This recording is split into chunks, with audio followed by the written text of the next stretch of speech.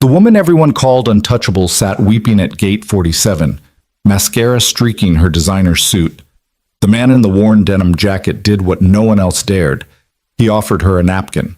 But when her phone lit up with news that saved her empire, Claire Donovan's blood turned cold. The stranger comforting her daughter wasn't just kind. He was the ghost who'd been pulling strings all along. Before we dive into this incredible story, drop a comment with your city name so I can see how far this tale travels across the world. Now, let me take you back to where it all began.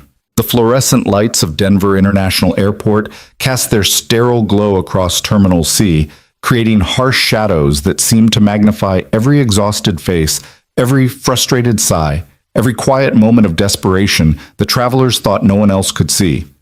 It was 11:47 p.m. on a Thursday in late October, and the airport had that particular quality of liminal emptiness. Not quite abandoned, but hollow enough that every sound echoed with an almost cathedral-like resonance. Daniel Hayes sat in one of those uncomfortable molded plastic chairs that airports seem to purchase specifically to prevent anyone from getting too comfortable. His daughter Lily nestled against his side, her small body radiating the kind of warmth that only a 6-year-old could produce. She wore her favorite purple jacket, the one with the unicorn patch that was starting to fray at the edges, and her blonde hair, so much like her mother's had been, fell in sleepy tangles across her forehead. "Daddy," Lily whispered, her voice carrying that particular quality of childhood exhaustion that could swing from energetic to unconscious in approximately 30 seconds. "Is the plane ever going to come?" Daniel glanced at the departure board for what felt like the 100th time that evening. Delayed still blinked in red letters next to Flight 2847 to Seattle. Their flight. The one that was supposed to have left 2 hours ago.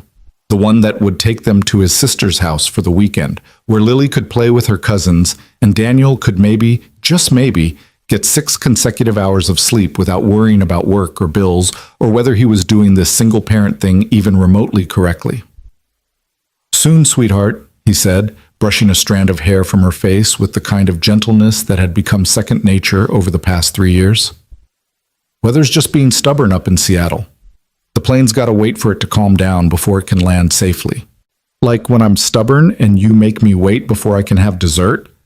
Daniel couldn't help but smile, his tired eyes crinkling at the corners. "Something like that, yeah." Lily seemed satisfied with this explanation, her small fingers playing with the worn pages of the picture book spread across Daniel's lap. The Velveteen Rabbit, a story about love making things real that hit differently now than it had before Sarah died.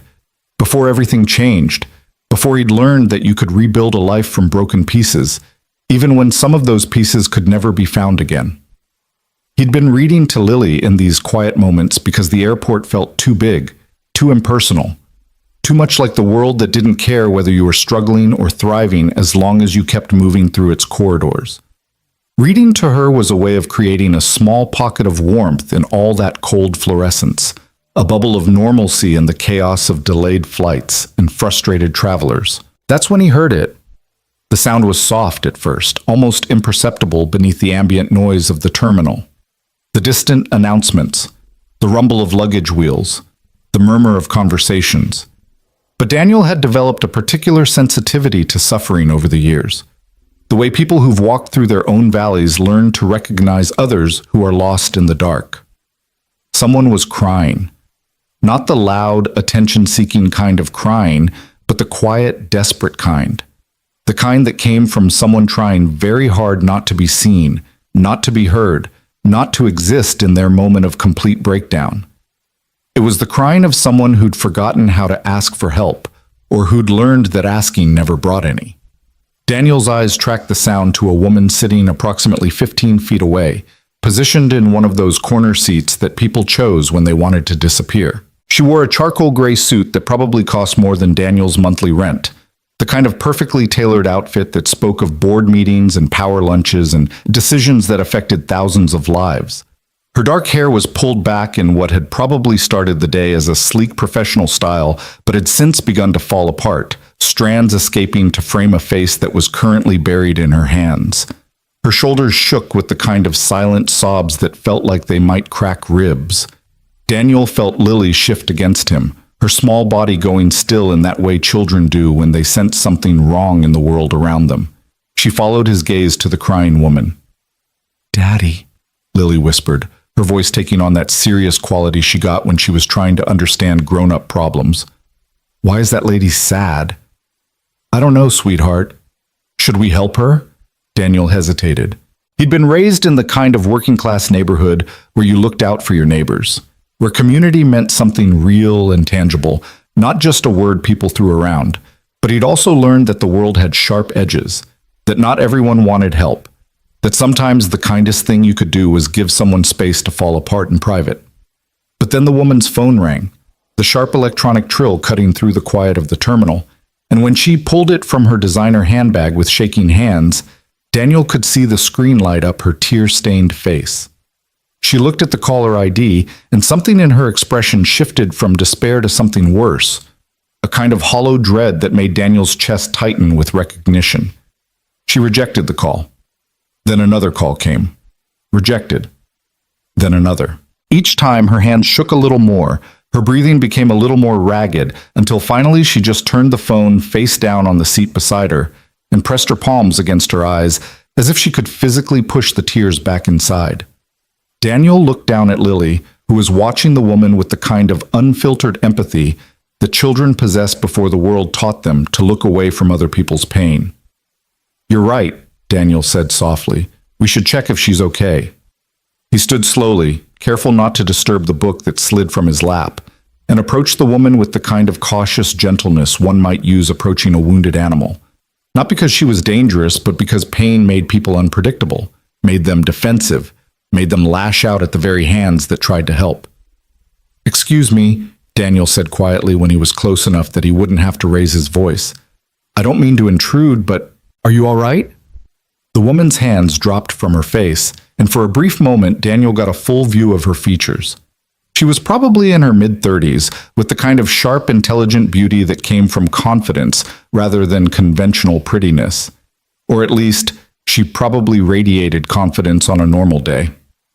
Right now, she looked shattered.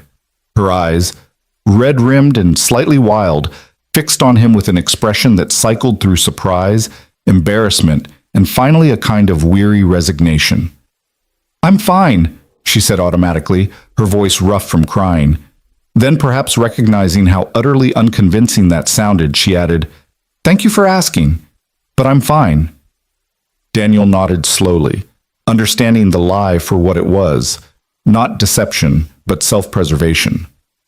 "Okay," he said simply. I couldn't help but notice you seemed upset, and I know we're strangers, but if there's anything I can do—" He trailed off, feeling suddenly foolish. What could he possibly do? He was a single father in a worn denim jacket who'd scraped together enough for discount airline tickets to visit family. This woman, with her expensive suit and designer handbag, existed in an entirely different stratosphere. What help could he possibly offer? But then Lily appeared at his side, having apparently decided that her father was taking too long with the helping part. She clutched her worn stuffed rabbit, Mr. Hops, who'd been with her since she was 2 and showed every year of love in his threadbare fur and missing button eye. "Hi," Lily said with the fearless directness of childhood. "You look really sad. Do you want to hold Mr. Hops? He makes me feel better when I'm sad." The woman blinked, looking down at this small child offering her most precious possession to a complete stranger. Something in her expression cracked, and fresh tears spilled down her cheeks, but these seemed different somehow. Less like despair, and more like the kind of crying that came from unexpected kindness. The woman's voice broke. She cleared her throat, tried again. "That's very sweet of you, honey. What's your name?" "Lily. I'm 6 3/4. That's my daddy. His name is Daniel, and he fixes things when they're broken." Daniel felt his cheeks warm slightly. "I'm a mechanic," he explained. "Lily's got an interesting interpretation of what I do." "But you do fix things," Lily insisted with the unshakable logic of 6-year-olds. "You fixed my bike, and the toaster, and that lady Mrs. Henderson's car, even though she couldn't pay you right away, and you said that was okay, because everyone needs help sometimes." The woman was staring at Lily with an expression Daniel couldn't quite read, something between amusement and something deeper, something that looked almost like pain. "Your daughter is very wise," the woman said quietly. "She has her moments." Daniel smiled, then gestured to the empty seats nearby. "Look, I don't know what you're going through, and you absolutely don't have to talk about it. But our flight's delayed for at least another hour, and sitting alone when you're upset is—" He paused, remembering the months after Sarah died when isolation felt like both a refuge and a prison. "It's not great. So if you want some company, no questions, no judgment, we're right over there." The woman looked at him for a long moment, her dark eyes searching his face, as if trying to determine whether this was some kind of elaborate con, or if there really were still people in the world who offered kindness without expecting anything in return. "I'm Claire," she said finally, her voice barely above a whisper. "Daniel.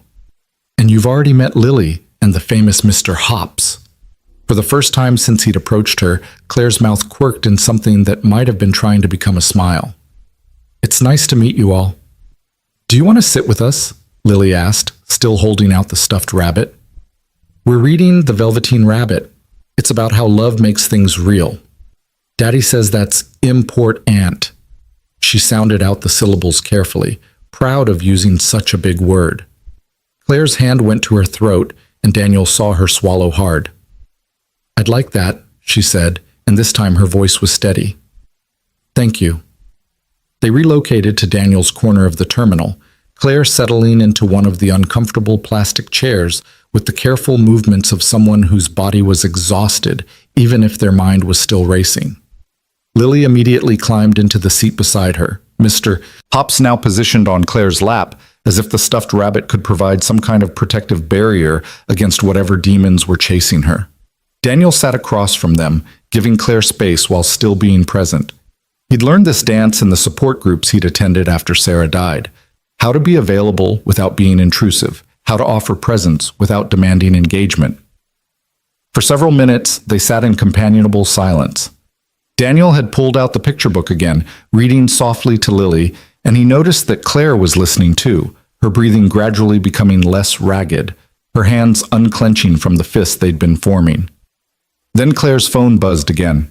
She flinched, reaching for it automatically before stopping herself. "You can answer it if you need to," Daniel said gently. "We're not going anywhere." Claire shook her head, a bitter laugh escaping her lips. "Trust me, the last thing I need is to answer that phone." She paused, seeming to wage some internal battle with herself, then added, "It's work, or what used to be work. I'm the CEO of a company. Or I was. I don't even know anymore." Daniel set the book down, giving her his full attention. "Want to talk about it?" "I shouldn't. I barely know you."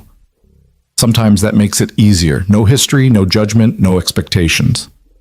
Claire looked at him, really looked at him, and Daniel had the strange sensation of being assessed by someone who'd built a career on reading people, on calculating risks and outcomes, on determining who could be trusted and who would disappoint. Whatever she saw in his face must have passed some internal test, because she spoke. "Have you ever built something from nothing?" Claire asked. "Taken an idea, a dream, something that only existed in your head and turned it into something real?" "Sure," Daniel said, thinking of the life he'd constructed for Lily after Sarah's death, the way he'd learned to be both mother and father, the small moments of grace he'd managed to create in the wreckage. "Not anything as impressive as running a company, I'm sure, but yeah, I know what it's like to build something that matters." Claire nodded slowly. "I started my company 7 years ago, Donovan Global. We did high-level consulting for corporations trying to integrate sustainable practices into their operations. It was everything I'd worked for. My master's thesis turned into a business model. My idealism somehow transformed into something profitable and meaningful." "That sounds incredible," Daniel said, and meant it. "It was." Claire's voice went hollow. "Right up until today, when I discovered that my CFO, a man I'd trusted for 5 years, a man I considered a friend, had been systematically embezzling funds and selling proprietary information to our competitors. 2 hours ago, the board held an emergency meeting. Our biggest investors are pulling out. The press is calling it the biggest corporate scandal of the quarter, and by this time tomorrow, everything I built will be gone. The words hung in the air between them, raw and painful. Lily had gone very still, seeming to understand that grown-ups were discussing something important, even if she didn't grasp the details. "I'm sorry," Daniel said, "because what else could you say when someone's world was collapsing?" I can't imagine how that feels." "Like drowning," Claire said simply.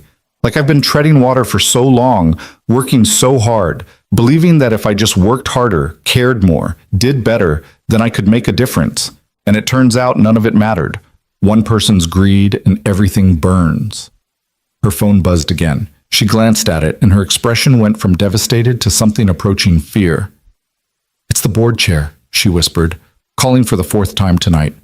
Probably to officially fire me, tell me not to come back to the office, start discussing legal liability." She looked up at Daniel with eyes that were simultaneously fierce and helpless. "I gave that company everything. I missed birthdays and holidays. I lost relationships because I was always working, always fighting, always believing that what I was building mattered more than my personal life. And now they're going to take it all away like I was never even there." "Hey," Daniel said softly, leaning forward. "Look at me. You're not what happened to you today. You're not one person's betrayal. You're 7 years of building something real, something that mattered enough that bad people wanted to take it from you. That's not nothing. It feels like nothing right now." "I know, but feelings aren't facts." Daniel reached into Lily's backpack, pulling out a napkin left over from their dinner at the airport Chick-fil-A. He offered it to Claire, who took it with a shaky laugh. "A napkin. That's what my empire has come to. Crying in an airport, accepting napkins from strangers." "Sometimes strangers are easier than friends," Daniel observed. "Friends have expectations.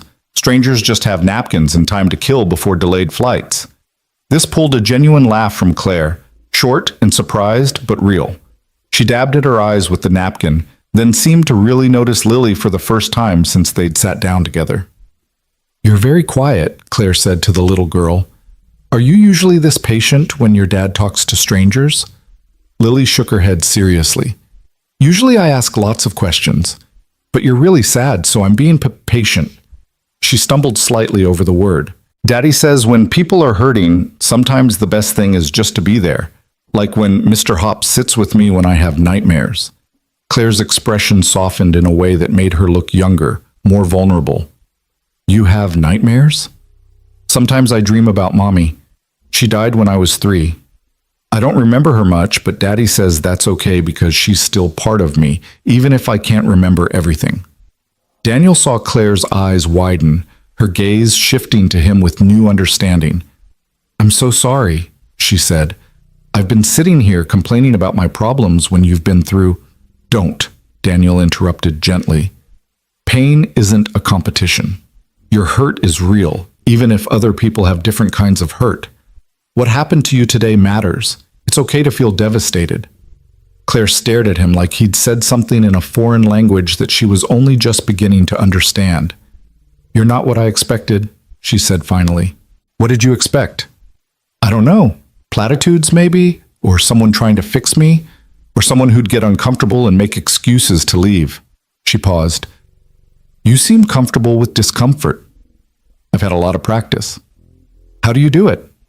After losing your wife, raising a daughter alone, dealing with whatever struggles you must face, how do you stay so—" She gestured vaguely at him. "So calm?" Daniel considered the question seriously. "I'm not always calm. Some days I'm a mess. Some days I lock myself in the bathroom and cry, while Lily thinks I'm just taking a really long shower. Some days I'm so angry at the universe for taking Sarah that I can barely function. But then Lily needs breakfast, or she's got a school project due, or she's scared of the dark, and I remember that falling apart is a luxury I can't always afford." He reached over and took Lily's hand, squeezing gently. "She keeps me honest, keeps me moving forward even when I want to stop. And I guess over time, I've learned that things only break completely if you stop holding them together. Even when it feels impossible, even when you're exhausted, you keep holding the pieces until they start to fit again." The words settled over them like a blanket, and Daniel watched as Claire processed what he'd said. Her phone had stopped buzzing, temporarily at least, and some of the wild panic had faded from her eyes, replaced by a thoughtful sadness that seemed more manageable somehow. Things only break if you stop holding them together, Claire repeated quietly. I'm not sure I have the strength to keep holding. You're still here, aren't you?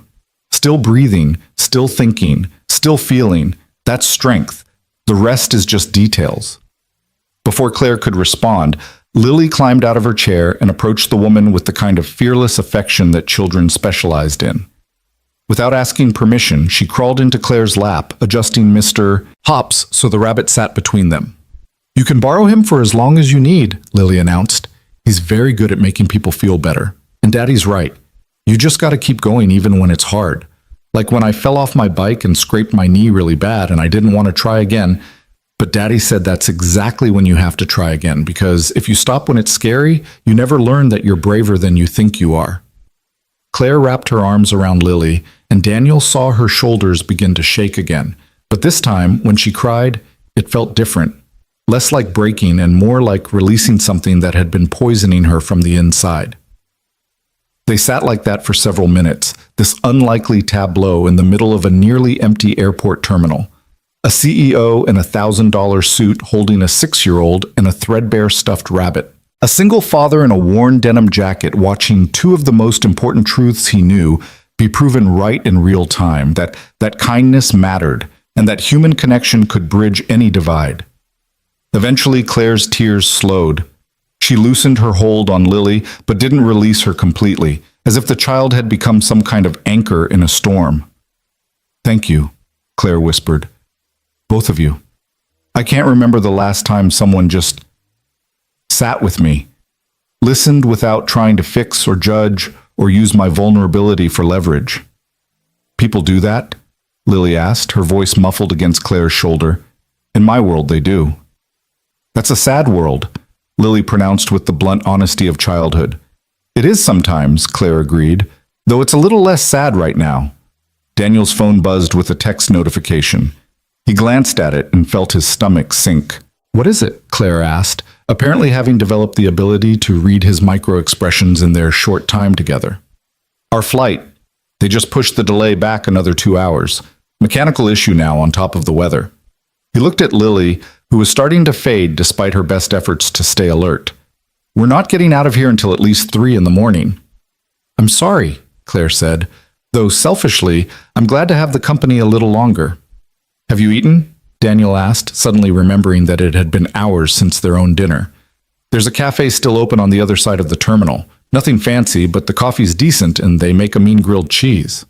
Claire looked down at herself. The expensive suit, the designer handbag, the life that was currently imploding in spectacular fashion, and then back at Daniel and Lily.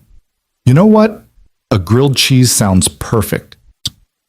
They gathered their belongings and made their way through the quiet terminal, Lily holding Daniel's hand while carrying Mr. Hops in her other arm. Claire walking beside them with her phone deliberately silenced and tucked away in her bag. The cafe was one of those generic airport establishments that existed in every terminal in every city, serving overpriced mediocre food to captive audiences who had no other options.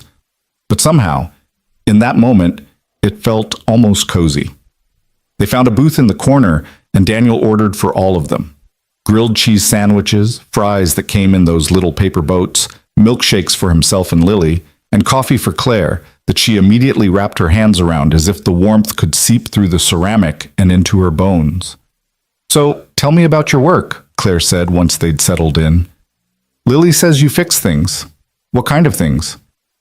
Cars mostly. I run a small garage on the east side of Denver. Nothing fancy. Oil changes, brake repairs, the occasional engine rebuild. We serve a lot of folks who can't afford dealership prices. People who need their cars to get to work, but don't have a lot of margin for unexpected expenses. That must be rewarding work. Daniel shrugged. It pays the bills. Well, most of the bills, most of the time. And yeah, it's nice to help people keep moving, keep working, keep their lives running. A car breaking down can be catastrophic for someone who's already living paycheck to paycheck. You must see a lot of people at their worst, stressed, scared, desperate. I see people who are struggling, Daniel corrected gently. That's not their worst, that's just their reality. And sometimes the most important thing I can do isn't even about the car. It's about listening, about not making them feel judged for being in a tight spot, about working out a payment plan or doing the repair at cost if I can manage it. Claire was watching him with an intensity that made Daniel slightly self-conscious. "You're remarkable," she said finally. "I'm really not. I'm just trying to get through each day without screwing up too badly." "No, you are. You've built a life around service and compassion. You've raised a daughter who—" She looked at Lily, who was contentedly dunking fries in ketchup and humming to herself. "Who is one of the most genuine, empathetic people I've ever met. And I've met a lot of people." "Well, she came that way," Daniel said, feeling his throat tighten with love for his daughter. "I'm just trying not to mess it up, though I worry constantly that I am, that she needs more than I can give her, that losing her mother so young will scar her in ways I can't see or fix." "You're doing better than you think," Claire said softly. "Trust me, I grew up with parents who gave me everything money could buy and nothing that actually mattered. Lily has something most kids don't. A parent who actually sees her, who listens to her, who shows up." The food arrived, interrupting the moment, and they ate in comfortable silence for a while. Daniel noticed that Claire seemed to relax incrementally with each bite, as if the simple act of eating something warm and uncomplicated was helping to ground her back in her body, back in the present moment, instead of whatever catastrophic future she'd been imagining. Lily, her energy restored by food and milkshake sugar, began to chatter about school, about her best friend Emma, who could do a cartwheel, about the class pet hermit crab named Mr. Pinches, about the art project they were doing with macaroni and glitter that was going to be the most beautiful thing anyone had ever made, probably. Claire listened with the kind of focused attention that suggested she was used to processing large amounts of information and finding the meaningful threads. She asked questions that made Lily feel important, that encouraged her to elaborate on her stories. And slowly, almost imperceptibly, Daniel watched Claire transform from the broken woman he'd found crying in the terminal to something more like herself. Still wounded, still uncertain, but more present, more engaged with the world around her. "Can I ask you something?" Claire said during a lull in Lily's monologue. She directed the question at Daniel, her expression thoughtful. "Earlier, you said things only break if you stop holding them together. Do you really believe that? That even when something seems completely destroyed, it can be put back together?" Daniel thought about the 3 years since Sarah's death. The dark months when getting out of bed felt impossible. The slow, painful process of learning to be a single parent. The moments when he'd been sure he was failing, that Lily deserved better, that he should just give up. And then the other moments. Lily's first day of kindergarten, her learning to ride a bike. Her face when she told him she loved him and that he was the best daddy in the world, even though he'd burned dinner and forgotten to sign her permission slip. "I believe things can be rebuilt," he said carefully. "Not always the same way they were before. Not without scars or changes or adaptations. But yeah, I believe that broken things can become whole again, even if the shape of that wholeness is different than what you originally imagined. What if the break is so fundamental that there's no way forward? What if everything you've built is predicated on a foundation that turned out to be rotten? Then you salvage what you can and build on a different foundation. You take the lessons, the skills, the knowledge you gained, and you apply them somewhere new. The work you did wasn't wasted just because the structure collapsed. The experience, the growth, the person you became in the process, that's yours, and nobody can take it from you." Claire set down her coffee cup, her hands finally steady. "How did you get so wise?" "I'm not wise, I'm just stubborn. There's a difference." "I think you're both." Lily had finished her food and was now constructing what appeared to be a fry and ketchup sculpture on her plate. Claire watched her with a soft expression that Daniel couldn't quite read. "Do you believe in fate?" Claire asked suddenly, "and things happening for a reason?" "I think, Daniel paused, choosing his words carefully. "I think terrible things happen, and there's no good reason for any of it.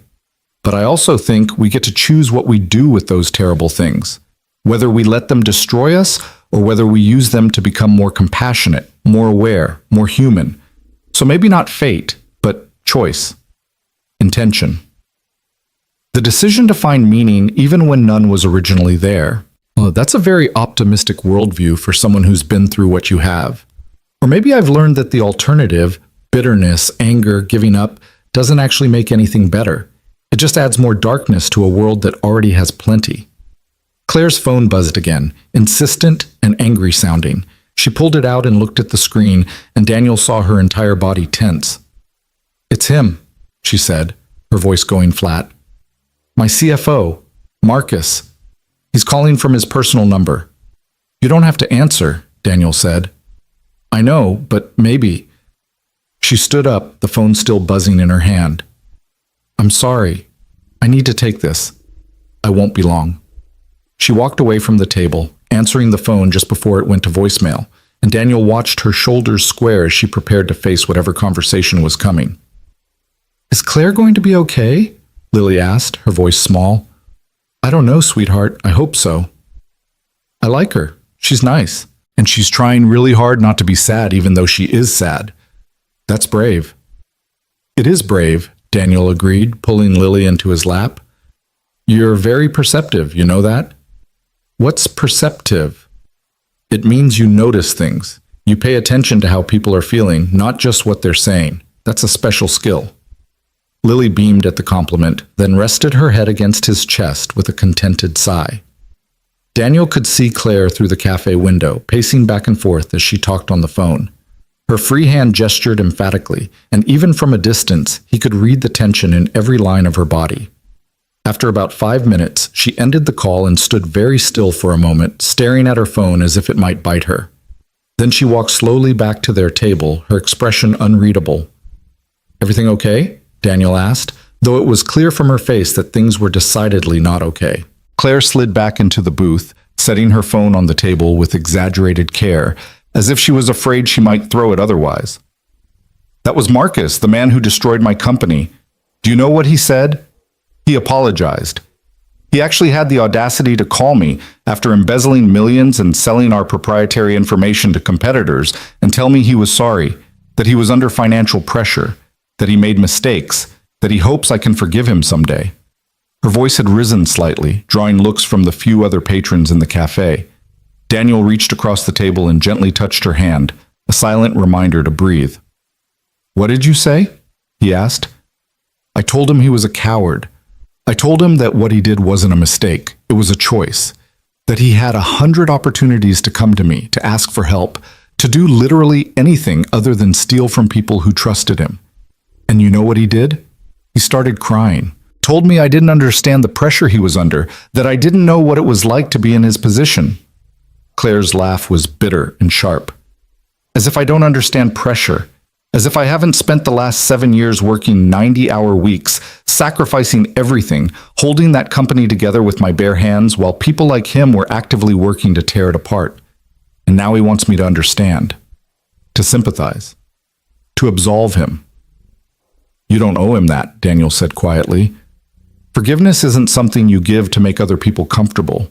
It's something you do for yourself, when you're ready, if you're ever ready." "I don't think I'll ever be ready. Is that terrible? Does that make me a bad person?" "It makes you human. Someone betrayed you in the worst possible way. You're allowed to be angry. You're allowed to hurt. You don't have to pretend you're over it just because he wants to feel better about himself." Claire closed her eyes, and when she opened them again, they were shining with unshed tears. "Thank you," she whispered, "for not telling me I should take the high road, or be the bigger person, or any of that garbage people say when they want you to swallow your pain for their convenience." "The high road is overrated," Daniel said. "Sometimes the only road available is the one that gets you through the next 5 minutes, and then the 5 minutes after that.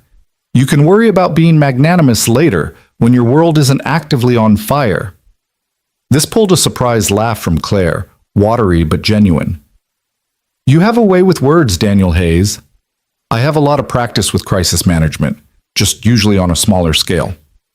They finished their meal in a more contemplative silence, the earlier ease tempered by Claire's phone call but not entirely destroyed. Lily had fallen asleep in Daniel's lap, her small body warm and heavy with the complete abandonment of childhood sleep, Mr. Hops tucked securely under her arm.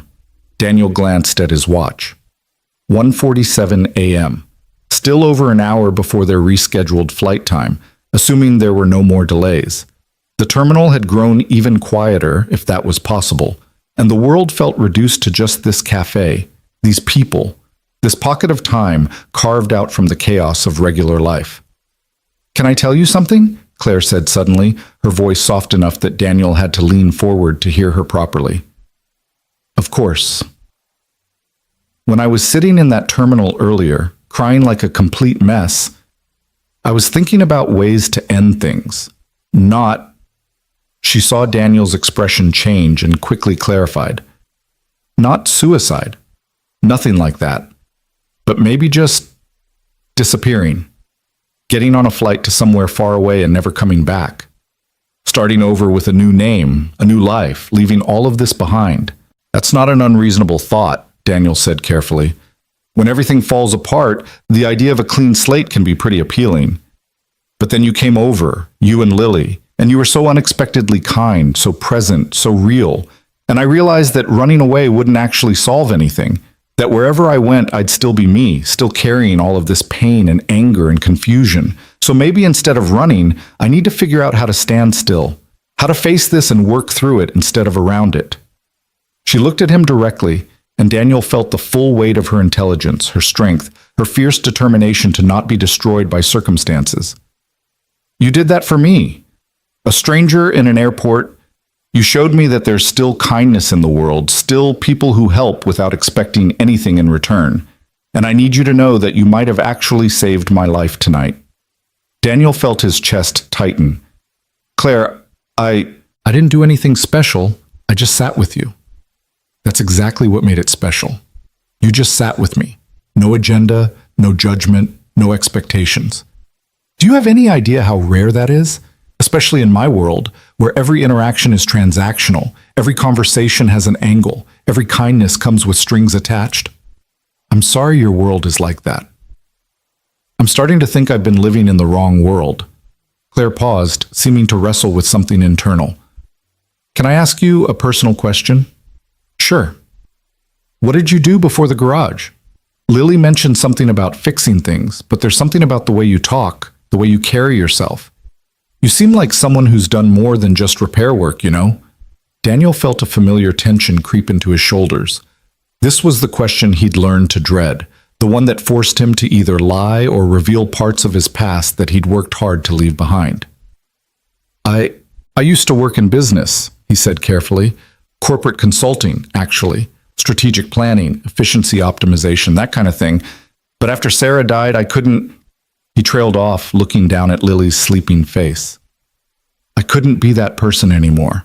Couldn't care about profit margins and market shares when nothing felt like it mattered. So I walked away. Went back to something I'd loved as a teenager, sites, working with my hands, fixing tangible problems with visible solutions. Claire was watching him with that analytical intensity again.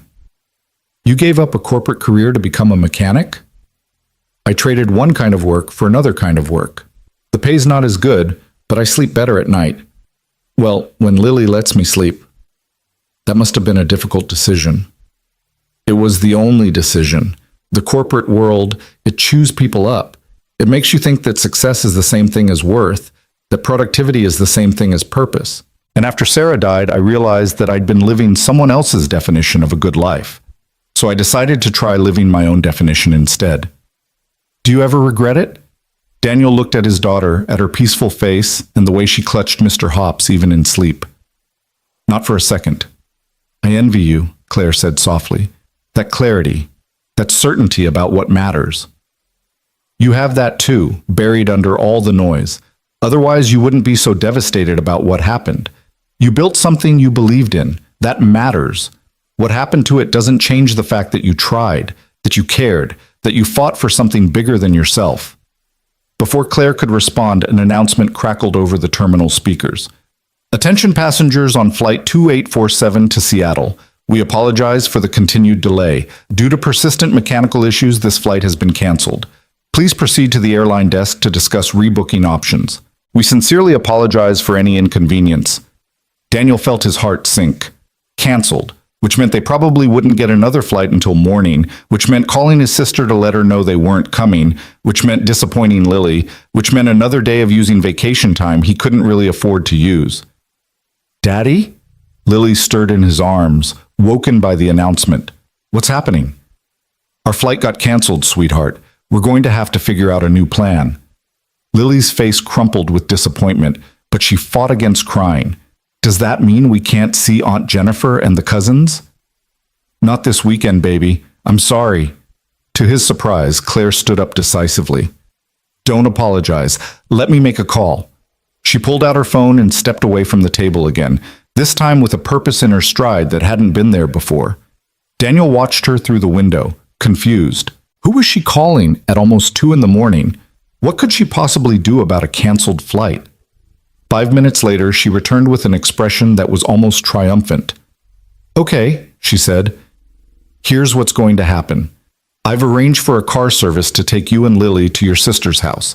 It's about a 13-hour drive to Seattle, which is not ideal, but the driver is experienced with long hauls and the vehicle is comfortable. You'll get there by this afternoon. Daniel stared at her. Claire, I can't accept that. Do you have any idea what that would cost? I have a perfect idea of what it costs, which is exactly why I'm doing it. Daniel, you've spent the last few hours keeping me from completely falling apart. You've shared your food, your time, your wisdom, your daughter's beloved stuffed rabbit. The absolute least I can do is make sure Lily gets to see her cousins. But no buts. The car is already on its way. It'll be here in 20 minutes. And before you object again, please understand that I need to do this. I need to remember that even when my own world is imploding, I can still do something good for someone else. You're giving me that gift. Daniel looked at Lily, who was watching the exchange with wide, hopeful eyes. Then back at Claire, who had somehow transformed in the last few hours from devastated to determined. Thank you, he said finally. That's incredibly generous. It's incredibly selfish, Claire corrected with a small smile. But I'm glad you're willing to accept my selfishness. They gathered their belongings and made their way to the terminal exit where the car would arrive. The early morning air was cool and crisp when they stepped outside, carrying that particular quality of pre-dawn darkness that felt both ominous and full of possibility. While they waited, Lily finally asked the question that had probably been bothering her for hours. Claire, are you going to be okay? After what happened with your company? Claire knelt down so she was at Lily's eye level. You know what? I think I am. It's going to be hard and scary, and there's going to be a lot to figure out. But I met you and your dad tonight, and you reminded me of something important. What's that? That the most valuable things can't be taken from you. Your dad's love for you, your kindness, the person you choose to be. Those things are yours no matter what happens. And I built a company, but I'm more than just my company. I'm also a person who cares about doing good work, who wants to make the world better, who isn't going to let one person's betrayal define my entire story. That's good, Lily said seriously, because you seem really nice and smart, and it would be sad if you gave up. Claire laughed, pulling Lily into a hug. I'm not going to give up, I promise. A black SUV pulled up to the curb, sleek and professional. The driver got out, a middle-aged man with kind eyes who helped load their luggage with efficient courtesy. This is really happening, Daniel said, still somewhat stunned. This is really happening, Claire confirmed. She pulled a business card from her wallet and pressed it into Daniel's hand.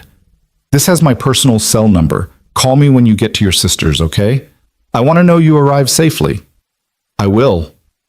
They stood there awkwardly for a moment, two strangers who'd somehow become important to each other in the span of a few hours. Thank you, Claire said finally, for everything, for sitting with me when I was falling apart, for reminding me that kindness still exists, for letting me be part of your family, even if just for tonight. Thank you for letting us help. And Claire? Daniel met her eyes directly. Whatever happens with your company, with the investigation, with all of it, you're going to be okay. Maybe not today, maybe not next week, but eventually. Because you're the kind of person who keeps holding the pieces together, even when it seems impossible. That's strength. Claire's eyes welled up again, but she smiled through the tears. You're the kind of person who restores faith in humanity, Daniel Hayes. Never forget that. She hugged him quickly, then gave Lily one more squeeze before stepping back. Daniel and Lily climbed into the SUV, and as it pulled away from the curb, Daniel looked back to see Claire standing there, silhouetted by the airport lights, waving goodbye. I like her, Lily said drowsily, already beginning to nod off again. I hope she's not sad anymore. I think she's going to be okay, Daniel said, though he wasn't entirely sure. I think we all are. As they drove through the dark streets of Denver, heading toward the highway that would take them north to Seattle, Daniel pulled out the business card Claire had given him. In the dim light of passing street lamps, he could just make out the elegant printing. Claire Donovan. Chief Executive Officer, Donovan Global Consulting. And beneath that, in smaller print, an address and phone number that suggested an office in one of Denver's most prestigious business districts. Daniel had thought she seemed familiar, but he'd assumed it was just the kind of false recognition that sometimes happened with faces. Now, looking at the card, something nagged at the back of his mind. Donovan Global. He'd heard that name before. Recently. And then it clicked. He pulled out his phone and did a quick search, keeping the screen angled away from Lily so the light wouldn't disturb her. The search results loaded, and Daniel felt his breath catch. Donovan Global Consulting wasn't just any company. It was one of the most respected sustainability consulting firms in the country, known for working with Fortune 500 companies to implement environmental and social governance practices. And Claire wasn't just the CEO. She'd founded it, built it from the ground up, turned it into an industry leader. The most recent articles were all about the scandal, about the CFO's arrest, about the emergency board meeting, about investors pulling funding, about the very real possibility that the company wouldn't survive. But buried in those articles were others, older pieces about Claire's work, about the companies she'd helped transform, about the millions of tons of carbon emissions reduced through her consulting. There were profile pieces that painted her as brilliant, demanding, visionary, someone who'd sacrificed personal relationships for professional success, someone who was respected but maybe not well liked, someone who wielded power with precision and rarely showed vulnerability. That woman seemed very different from the one who'd sat in an airport cafe eating grilled cheese and listening to a 6-year-old talk about hermit crabs. Daniel set his phone aside, looking out at the dark landscape streaming past the window. Who was the real Claire Donovan?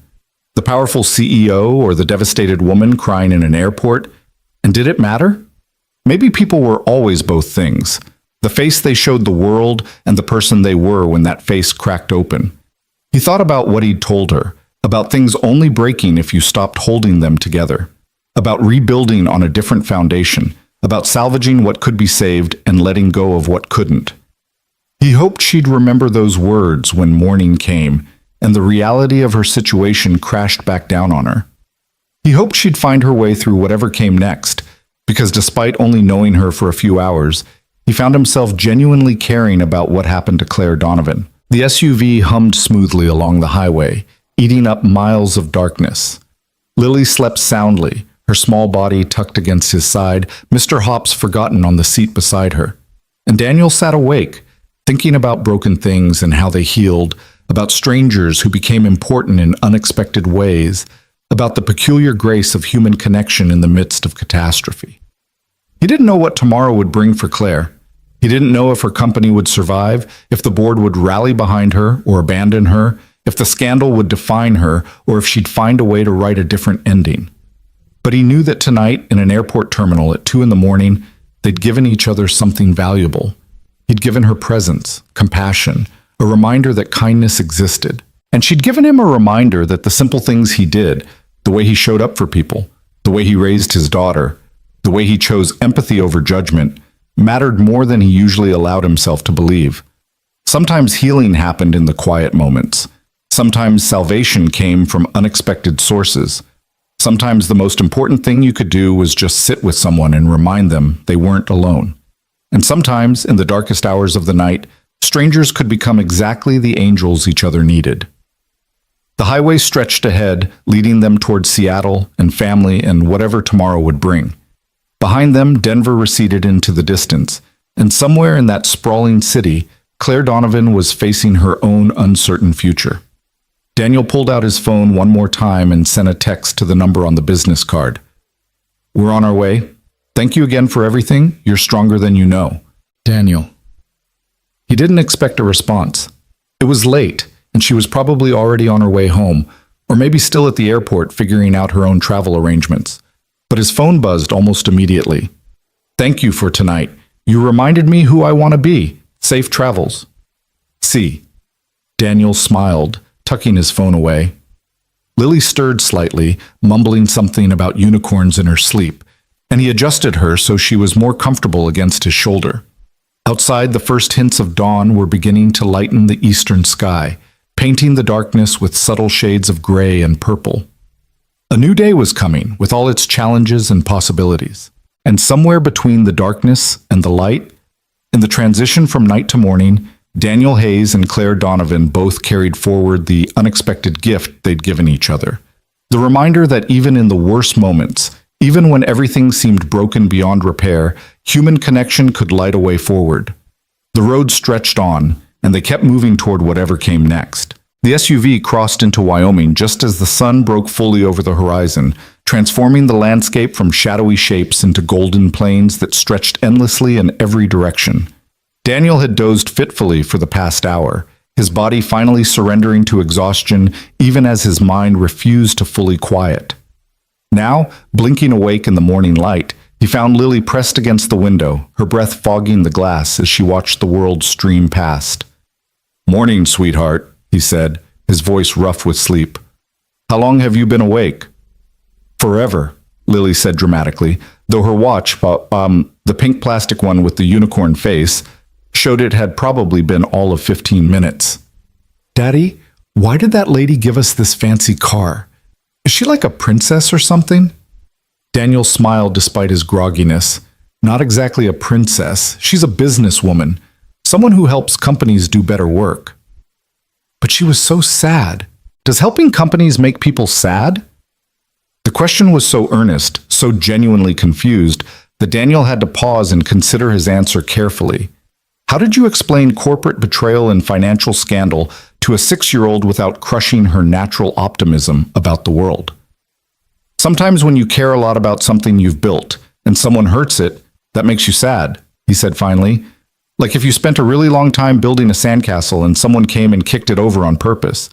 That would make you sad, right?" "That would make me really mad," Lily corrected. "And I'd tell them they were mean and I wouldn't be their friend anymore." Well, that's kind of what happened to Claire.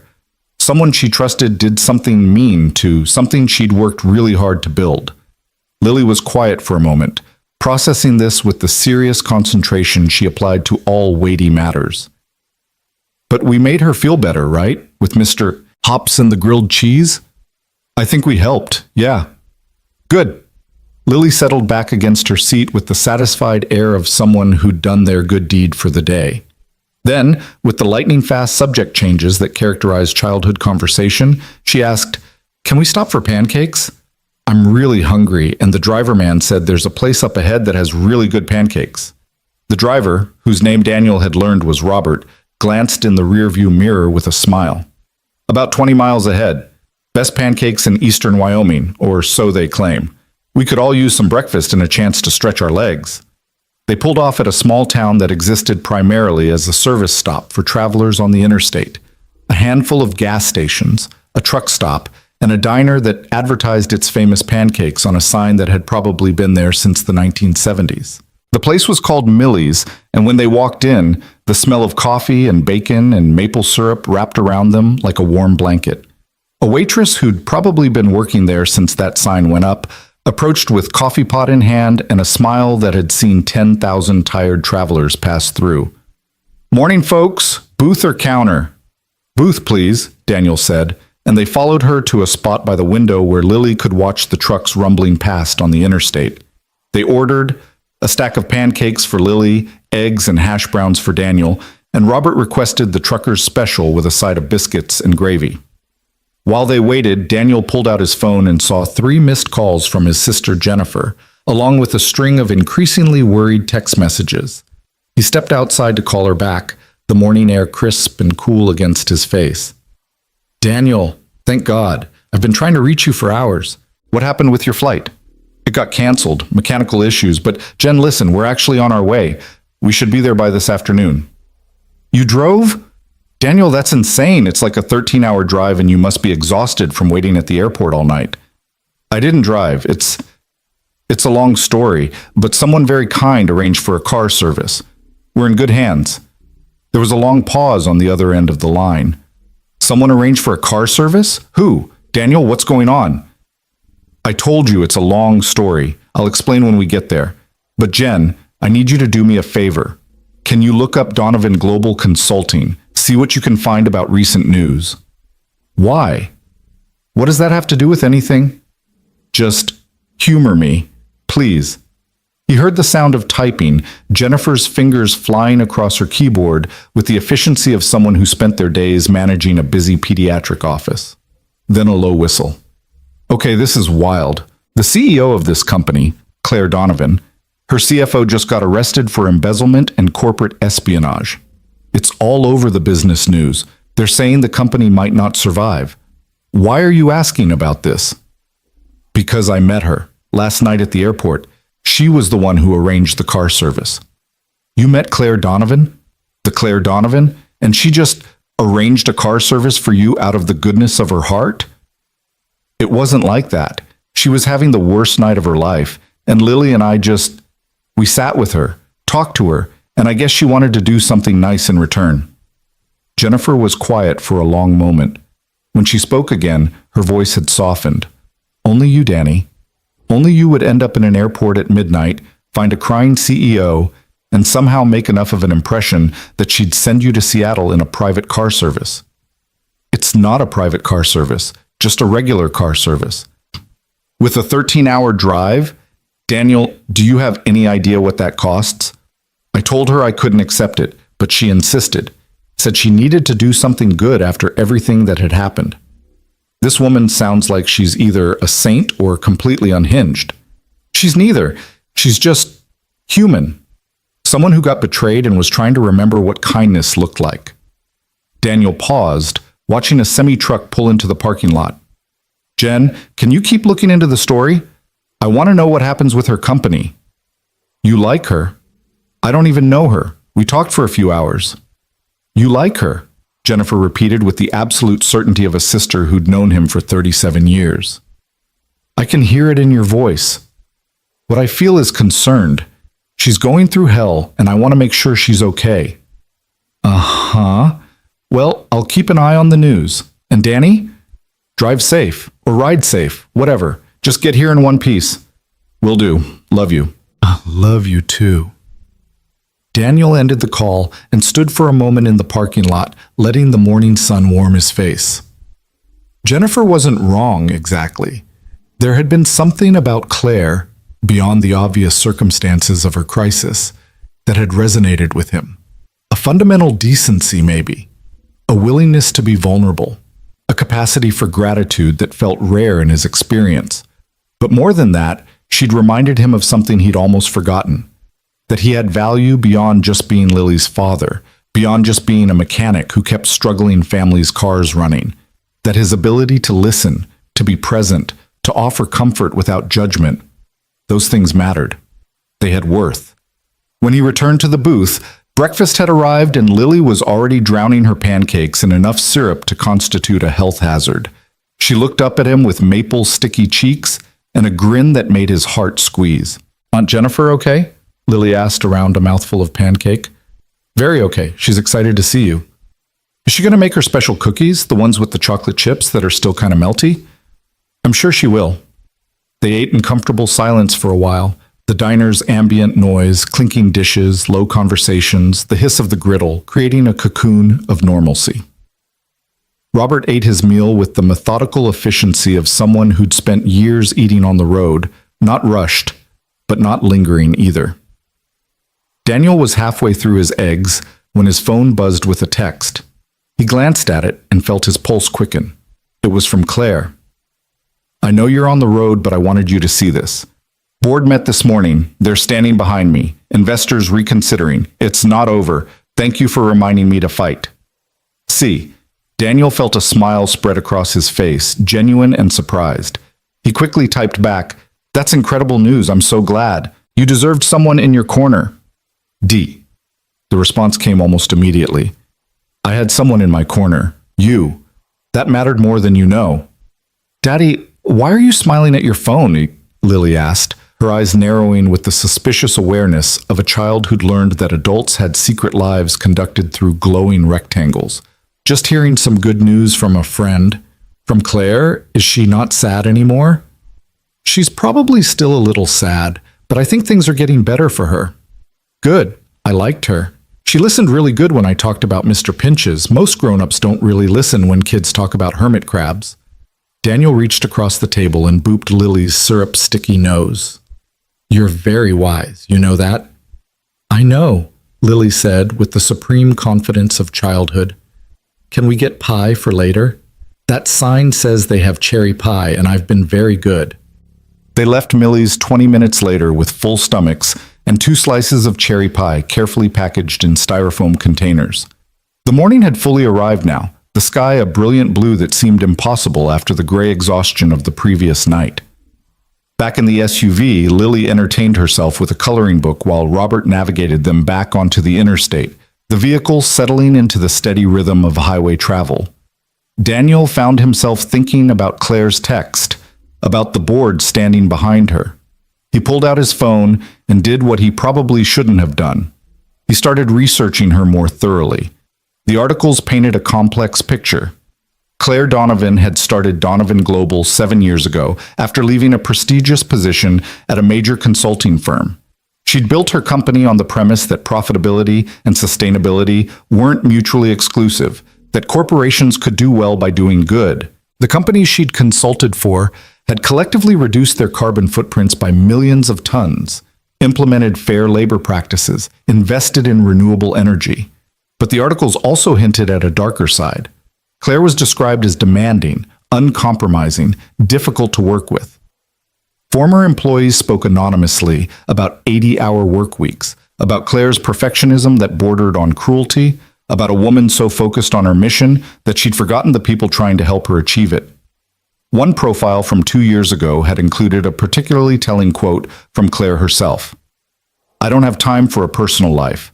The planet is dying. Companies are destroying communities and ecosystems in pursuit of short-term profits. If my work can change even a fraction of that trajectory, then whatever I sacrifice is worth it. Daniel thought about the woman he'd met, the one who'd cried in an airport, who'd listened to a 6-year-old talk about hermit crabs, who'd arranged a car service because she wanted to do something kind. That woman didn't quite match the driven, ruthless CEO described in these articles. But maybe that was the point. Maybe people were complicated. Maybe you could be both things, fierce and vulnerable, demanding and generous, isolated and desperate for connection. His phone rang, startling him out of his thoughts.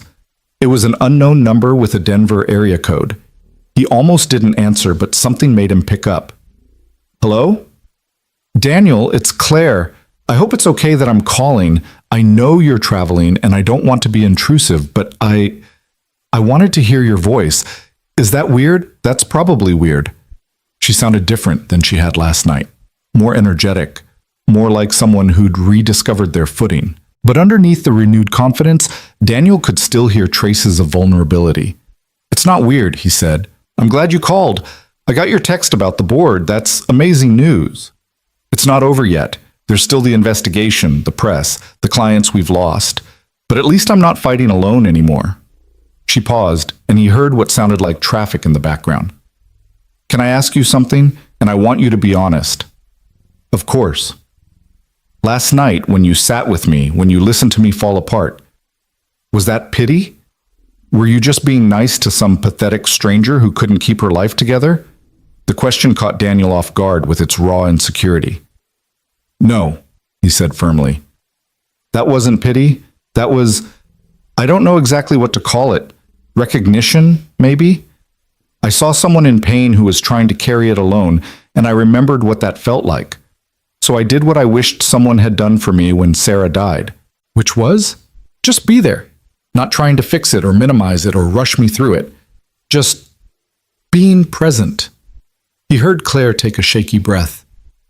I've spent the last 7 years building walls, keeping people at a distance, convincing myself that being strong meant never needing anyone.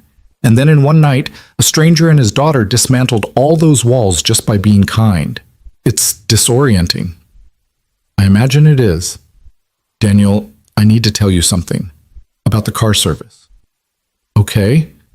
It's not just a car service. I mean, it is, but it's also, I wanted to do more than just get you to Seattle. I wanted to do something that might actually help. So I made some calls this morning, and I found out that your garage has been operating on pretty thin margins, that you've been doing a lot of pro bono work for people who can't afford to pay, which is admirable, but not sustainable. Daniel felt his stomach drop. Claire, what did you do? Nothing invasive, I promise. I know people. People who work in community investment, in small business grants, in connecting good people with resources. And I made some introductions. There's a foundation that specifically supports businesses that serve low-income communities. They want to talk to you about a grant that could help expand your operation, maybe hire some help, let you keep doing the work you're doing without sacrificing your own financial stability. I can't accept charity. It's not charity. It's a grant for qualifying businesses. You'd have to apply, submit financial records, prove that you meet their criteria. I just opened a door. What you do with it is entirely up to you.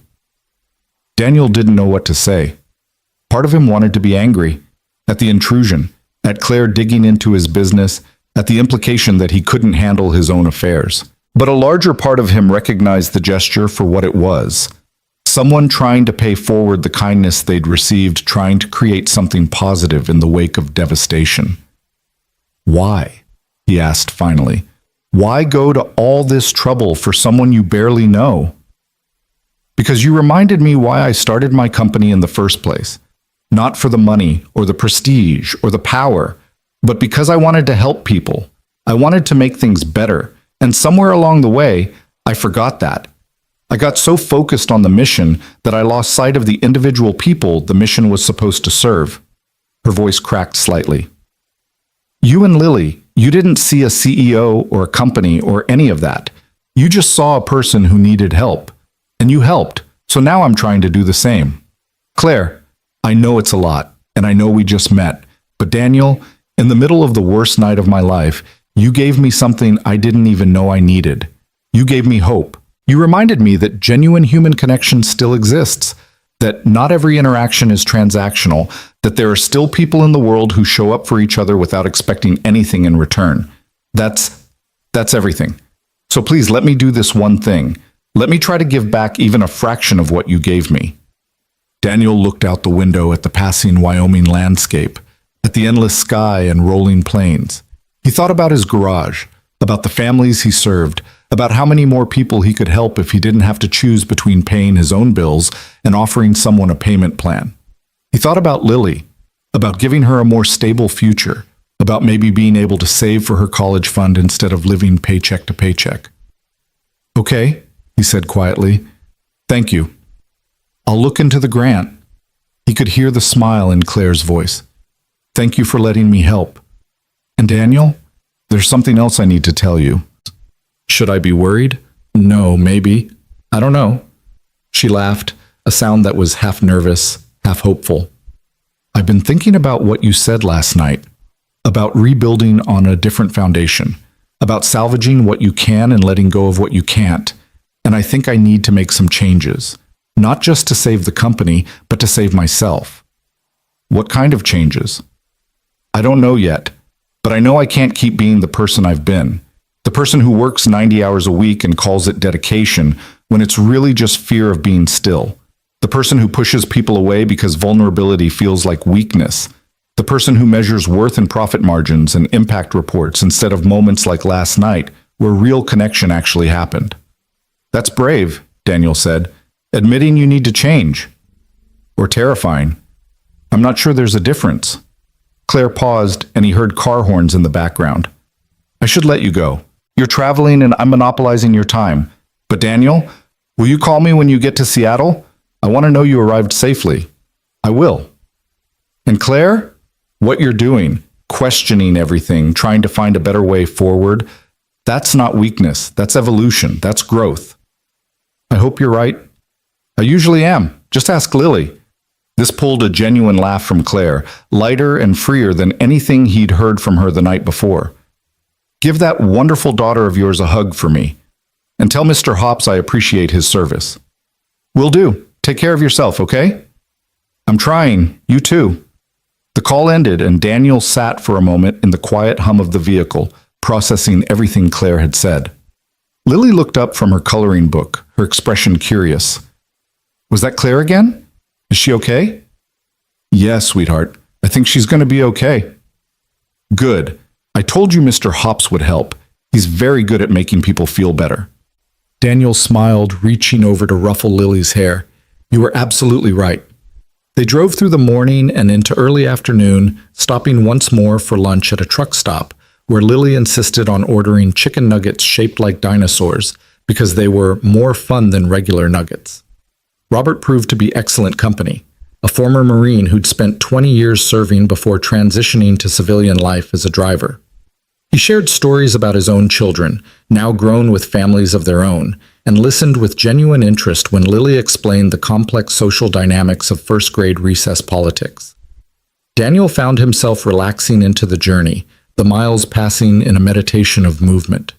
He dozed intermittently, waking to new landscapes, the mountains of Wyoming giving way to the plains of Montana, the world shifting and changing outside the window while the interior of the vehicle remained constant. Around 3 in the afternoon, his phone buzzed with a news alert. He'd set up alerts for Donovan Global after Claire had texted him, wanting to stay informed about how the situation developed. This alert made his breath catch. Breaking. Donovan Global CEO announces major restructuring, pledges return to values-first business model. He clicked through to the article, skimming quickly. Claire had held a press conference that morning, just hours after their phone call. She'd acknowledged the betrayal, the damage to the company, the loss of investor confidence. But instead of being defensive or making excuses, she'd done something unexpected. She'd apologized. Not for the embezzlement, that wasn't her fault, but for the culture that had allowed it to happen, for creating an environment where people felt they couldn't come forward with problems, for prioritizing growth over people, metrics over humanity. And then she'd announced changes. A new position, Chief Ethics Officer, reporting directly to her. Mandatory limits on work hours, increased transparency in financial operations. A commitment to not just advising other companies on their values, but living those values themselves. The business reporters were divided. Some called it a brilliant PR move. Others predicted it would sink the company faster than the scandal itself. But everyone agreed on one thing. It was unprecedented for a CEO in crisis to respond with such radical honesty and vulnerability. Daniel showed the article to Robert, who'd pulled over at a rest stop to stretch his legs. Your friend's making waves, Robert observed. That's either very brave or very foolish. Maybe both, Daniel said, but I think it's the right call. She's building on a different foundation. You know her well? Not at all, actually. We met last night. Robert raised an eyebrow. And she arranged this whole trip for you after one meeting? It's complicated. Clearly, Robert smiled knowingly. Sir, I've been driving people for 15 years. I've seen a lot of human behavior, learned to read situations pretty well. And this situation, this has all the hallmarks of two people who made a real connection. Rare thing that, especially in this day and age when everyone's so busy performing their lives instead of living them. That's either very brave or very foolish. Maybe both, Daniel said, but I think it's the right call. She's building on a different foundation. You know her well? Not at all, actually. We met last night. Robert raised an eyebrow. And she arranged this whole trip for you after one meeting? It's complicated. Clearly, Robert smiled knowingly. Sir, I've been driving people for 15 years. I've seen a lot of human behavior, learned to read situations pretty well. And this situation, this has all the hallmarks of two people who made a real connection. Rare thing that, especially in this day and age when everyone's so busy performing their lives instead of living them. We were two people who needed something from each other at the right moment. That's usually how it starts. How what starts? The important things. Robert stretched, his back cracking audibly. My wife and I met at a bus stop in the rain. She was crying because she'd just lost her job. I offered her my umbrella, and we ended up talking for 2 hours. Missed 3 buses. That was 30 years ago. He looked at Daniel directly. Sometimes the most important people in our lives show up exactly when we need them. usually when we're not looking. I'm not looking for anything, Daniel said, but the words felt hollow even as he spoke them. Didn't say you were. Just saying that sometimes things find us whether we're looking or not. They got back on the road, the afternoon sun slanting through the windows at angles that made Lily squint and burrow deeper into her seat. She fell asleep clutching Mr. Hops, her small chest rising and falling with the peaceful rhythm of childhood dreams. Daniel pulled out his phone again, scrolling through the news coverage of Claire's press conference. There was video footage, and he clicked play with the volume low so it wouldn't wake Lily. Claire stood at a podium, looking tired but composed, her dark hair pulled back in a simple style, her suit perfectly tailored, but there was something different about her, a softness maybe, or an openness that hadn't been visible in earlier photos and videos he'd seen online. I want to be clear about something, she was saying to the assembled reporters. What happened to Donovan Global, Shar? The betrayal, the embezzlement, the breach of trust. Those are symptoms of a larger problem, and that problem is me. There were murmurs from the press corps, the scraping of chairs as people leaned forward. I built a company culture that prioritized results over relationships, that valued output over humanity, that treated people as resources instead of as human beings with needs and limits and lives outside these walls. I worked myself to exhaustion and expected everyone around me to do the same. I told myself it was dedication. I told myself the ends justified the means. I told myself that the important work we were doing gave me permission to push harder, demand more, sacrifice everything at the altar of mission accomplishment. Claire paused, her hands gripping the podium. I was wrong, and someone I trusted, someone who should have been able to come to me with their struggles, instead felt so pressured and isolated that they made catastrophic choices. I'm not excusing what was done. Embezzlement is theft, and there will be legal consequences. But I can't pretend I don't bear some responsibility for creating an environment where that kind of desperation could take root. The questions came rapid fire, but Claire handled them with a grace that seemed born from genuine reflection rather than crisis management strategy. What changed? One reporter called out. What made you decide to take this approach instead of the usual corporate response? Claire smiled, and Daniel saw something in her expression that felt familiar, a warmth he recognized from the airport. I met someone last night, a complete stranger who showed me what it looks like to be present, to be kind without agenda, to value people for who they are rather than what they can do for you. That person reminded me why I started this company. Not to build an empire, not to prove anything, but to make things better, to help, to serve. She looked directly at the camera. So that's what we're going to do. We're going to rebuild this company the right way, with integrity, with humanity, with genuine care for every person who works here and every client we serve. It won't be easy. We might not survive. But if we do survive, we'll be something worth preserving. The video ended, and Daniel sat back with a strange feeling blooming in his chest. Claire had just told the entire business world, albeit obliquely, that a conversation with him had changed her perspective, that their few hours together had influenced one of the most significant moments of her professional life. It felt huge and terrifying and humbling all at once. His phone buzzed with another text from Claire. Did you see the press conference? Please tell me I didn't sound completely insane. He typed back, You sounded brave and honest and like someone who's actually interested in doing the right thing instead of the easy thing. I'm proud of you. There was a long pause, then, That means more than you know. How's the drive? Good. About 3 hours out from Seattle. Lily's asleep, Robert's keeping us safe, and I've eaten my body weight in road trip snacks. Living the dream. Something like that. How are you holding up? Terrified, exhausted, weirdly hopeful. Is it possible to feel all those things at once? Absolutely. That's basically my constant state of being. Then I'm in good company. Daniel, thank you for everything, for last night, for this morning, for believing in me when I couldn't believe in myself. You don't have to thank me. You did the hard work. You made the tough choices.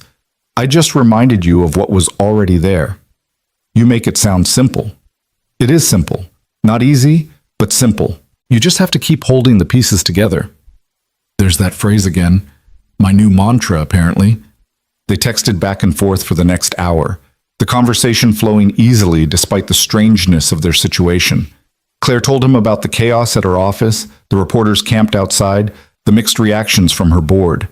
Daniel told her about the landscape streaming past, about Lily's dinosaur-shaped chicken nuggets, about Robert's wisdom regarding bus stops and rain and umbrellas. It felt natural in a way that should have been impossible between two people who'd known each other for less than 24 hours. But somehow, the intensity of their initial meeting had fast-tracked a connection that might normally take months to develop. Around 5:30, as they were crossing into Idaho, Daniel's phone rang again. This time, it was his sister. "You're getting close," Jennifer sounded excited. "The kids are bouncing off the walls waiting for Lily. I've made cookies, prepared the guest room, and Tim's grilling burgers for dinner." "Sounds perfect. We should be there in about 2 hours, traffic depending." "I can't wait to hear this whole story about Claire Donovan and midnight airport encounters and suddenly riding to Seattle in style." "It's not as dramatic as you're making it sound." "Danny, I saw her press conference. She basically credited a mysterious stranger with changing her whole perspective. That's you. That's objectively dramatic." "She didn't say it was me specifically." "Please. I know my brother. I know that look you get when you're helping someone, when you're in fix-it mode. And I'm willing to bet money that's exactly what happened last night." Jennifer paused. "You like her, and don't try to deny it again because I'm not buying it." "Jen, it's okay to like someone, Danny. It's been 3 years. Sarah would want you to be happy." The words hit harder than Jennifer probably intended. Daniel felt his throat tighten, old grief mixing with new confusion. "I'm not ready for that." "Maybe not, but maybe you're more ready than you think. And maybe this is just the universe's weird way of putting someone in your path at exactly the right moment." Robert said something similar. "Robert sounds wise. Listen to Robert." "I'm hanging up now." "Love you too, little brother. See you soon." The call ended, and Daniel sat in the growing twilight, watching the mountains rise up around them as they crossed into Washington. Lily stirred beside him, waking slowly. "Are we almost there?" she mumbled, rubbing her eyes. "Getting close, sweetheart. Maybe an hour or so." "Can I call Claire? I want to tell her thank you for the car." Daniel hesitated, then figured there was no harm in it. He dialed Claire's number and put it on speaker. "Daniel?" Claire's voice came through, warm and surprised. "Actually, it's Lily. I wanted to say thank you for the fancy car. It's really comfy and Robert is really nice." "Oh, Lily, I'm so glad you're enjoying it. Are you having a good trip?" "Really good. We stopped at a place with dinosaur chicken nuggets, and Daddy let me get cherry pie, and I've been coloring pictures of unicorns. Do you want to see them when we get to Aunt Jennifer's house?" "I would absolutely love to see them. Maybe you could send me photos?" "Daddy can help me send pictures. I'm not allowed to use his phone by myself because one time I accidentally ordered 27 rubber ducks from the internet, and they came to our house, and Daddy said that was too many rubber ducks for anyone." Claire's laugh came through clear and delighted. 27 rubber ducks does seem like quite a lot." "That's what I said, but they were really cute ducks, and I was going to share them with my friends at school, but then Daddy returned most of them. I got to keep 5, though." 5 is a much more reasonable number of rubber ducks. They talked for another 10 minutes, Lily describing her cousins and Mr. Hops, and her teacher, Mrs. Patterson, who had really pretty earrings. Claire listened with patient attention, asking questions and laughing at Lily's stories. Finally, Lily yawned hugely and handed the phone back to Daniel. "Okay, I'm tired of talking now. Bye, Claire. Don't be sad anymore." "I'll try my best." "Goodbye, sweet girl." After Lily had settled back with her coloring book, Claire spoke quietly. "She's incredible, Daniel. You've raised an amazing human." "I got lucky. She came pre-programmed with empathy and wonder. I'm just trying not to screw it up." "You're doing more than that. You're showing her what it looks like to be present, to be kind, to show up for people. That's everything." They talked until the Seattle skyline appeared on the horizon, the Space Needle visible in the distance against the darkening sky. Daniel felt a strange reluctance to end the call, even though they'd be pulling up to Jennifer's house in just minutes. "I should go," he said finally. "We're almost there. Call me later, if you're not too tired." "I will. And Claire, you're going to get through this. Whatever happens next, you're strong enough to handle it." I'm starting to believe that might be true. The SUV pulled up to Jennifer's house right at 7 o'clock. The front porch lit up with welcoming lights. Before Robert had even put the vehicle in park, the front door burst open and 3 children came tumbling out, followed by Jennifer and her husband Tim. Lily was out of the car in a flash, throwing herself into her cousin's arms with the abandon of long-awaited reunion. Jennifer pulled Daniel into a fierce hug. "You look exhausted," she said. "I feel exhausted, but happy. You look happy too."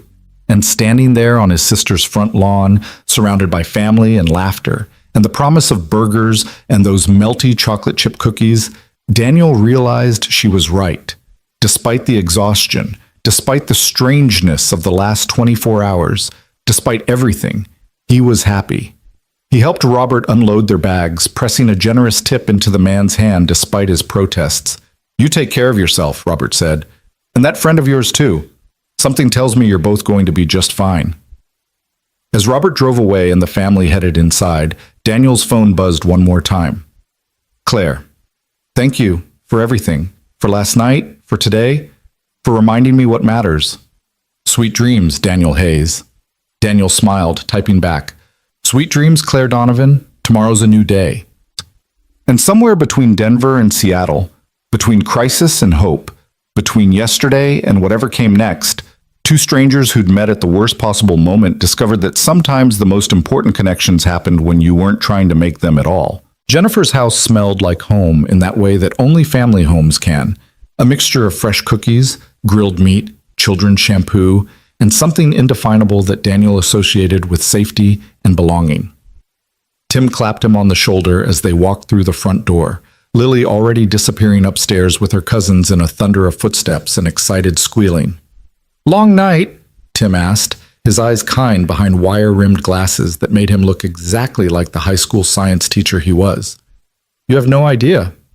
Jen filled me in on some of it, said you had quite the adventure at the airport." "That's one way to put it."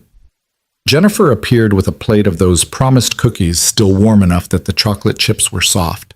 She pressed it into Daniel's hands with the no-nonsense efficiency of someone who'd spent years managing both a medical office and 3 active children. "Eat," she commanded. "Then we'll talk. Tim, get him a beer. Get him a... He looks like he needs one." Daniel settled into the overstuffed armchair in their living room, the kind of furniture that had clearly been selected for comfort over style, bearing the stains and wear marks of family life. Through the window, he could see the lights of Seattle proper in the distance, the city glowing against the darkening sky. Tim handed him a cold beer, and for a few minutes they just sat in comfortable silence while Daniel ate cookies and felt the tension of the long drive slowly seep out of his shoulders. Upstairs, he could hear Lily's voice raised in delight as she apparently shared some story with her cousins, and the sound made something in his chest loosen. "So," Jennifer said, settling onto the couch next to Tim, tucking her feet under her in that way she'd done since they were kids. "Claire Donovan. Start from the beginning and don't leave anything out." Daniel told them the whole story, finding Claire crying in the terminal, Lily's fearless compassion with Mr. Hops, the conversation over grilled cheese, the canceled flight, and Claire's immediate response to arrange the car service. He told them about the phone calls during the drive, about the press conference, about the grant foundation she'd connected him with. When he finished, Jennifer and Tim exchanged a look that Daniel recognized from 15 years of watching them communicate in that silent shorthand that long-married couples developed. "What?" Daniel asked.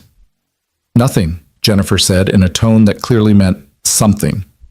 "Jen, it's just... Danny, do you realize how extraordinary this whole thing is? This woman, this incredibly successful, powerful woman, met you at literally the worst moment of her professional life, and within hours she's rearranging her entire worldview. That's not nothing. She was vulnerable, and I was kind, that's all." "That's everything," Tim interjected quietly. "Most people would have walked past her, or offered some platitude and moved on. You actually stopped. You sat with her. You saw her as a person, not as a CEO or a scandal or any of that. That matters. And she did the same for you," Jennifer added. "She saw you as a person worth investing in, not just some random stranger. She's making calls on your behalf, connecting you with resources, trying to improve your life. People don't do that casually, Danny." She's just trying to pay forward some kindness. Or she's trying to stay connected to someone who made her feel seen for the first time in years. Jennifer leaned forward, her expression serious. I've been reading about her since you called this morning. About her company, her reputation, the way she operates. And everything I'm reading suggests a woman who's brilliant and driven and completely isolated.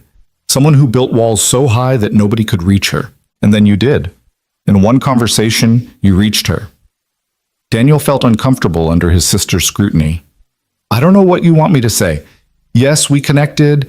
Yes, there was something, I don't know, something real about our conversation.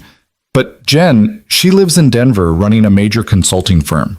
I live in Denver fixing cars and raising a 6-year-old. We exist in completely different worlds. So did you and Sarah, Jennifer said softly. She was an ER nurse working insane hours. You were climbing the corporate ladder. Different worlds, different rhythms. But you made it work because you wanted to. Because what you had together mattered more than the logistics. The mention of Sarah made Daniel's throat tighten. His wife had been a force of nature.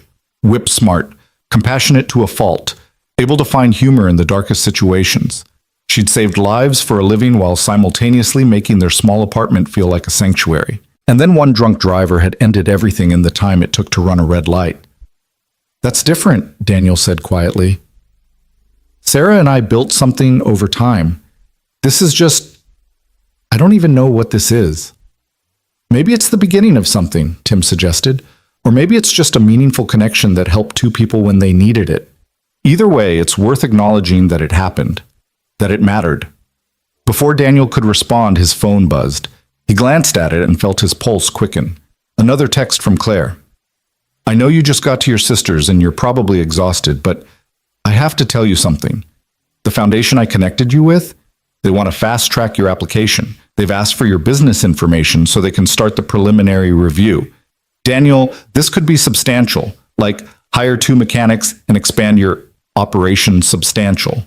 Are you comfortable with me sharing your contact information? Daniel stared at the message, his mind racing. This was moving so fast, too fast maybe. But then he thought about his garage, about the families who depended on him, about the growing pile of bills he'd been juggling for months, about Lily's future, and whether he could actually give her the stability she deserved. He typed back, Yes, thank you. This is, I don't know what to say. The response came quickly. Say you'll call me later. I want to hear your voice. I want to know you're real and that last night actually happened and that I didn't imagine the whole thing. Daniel looked up to find both Jennifer and Tim watching him with knowing expressions. That's her, isn't it? Jennifer asked. She's connecting me with a grant foundation. It could really help the business. And that's the only reason your face just went all soft? Jennifer's smile was gentle, knowing. Danny, it's okay to feel something. It's okay to be interested in someone. Sarah's been gone for 3 years. You're allowed to move forward. I'm not trying to replace her. Nobody said you were. But you're also not required to spend the rest of your life alone just because you lost her. Sarah loved you. She'd want you to be happy. She'd want Lily to see you living fully, not just surviving. Daniel knew his sister was right, but knowing and feeling were 2 different things. The guilt that came with being attracted to someone new felt like a betrayal, even though logically he understood it wasn't. I don't know if I'm ready, he admitted. You're never going to feel ready, Tim said. That's not how these things work.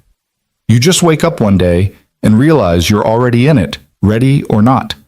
The question is whether you're going to run from it or see where it goes.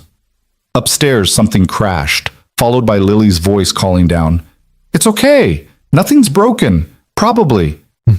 Jennifer sighed, pushing herself off the couch. I should check on that.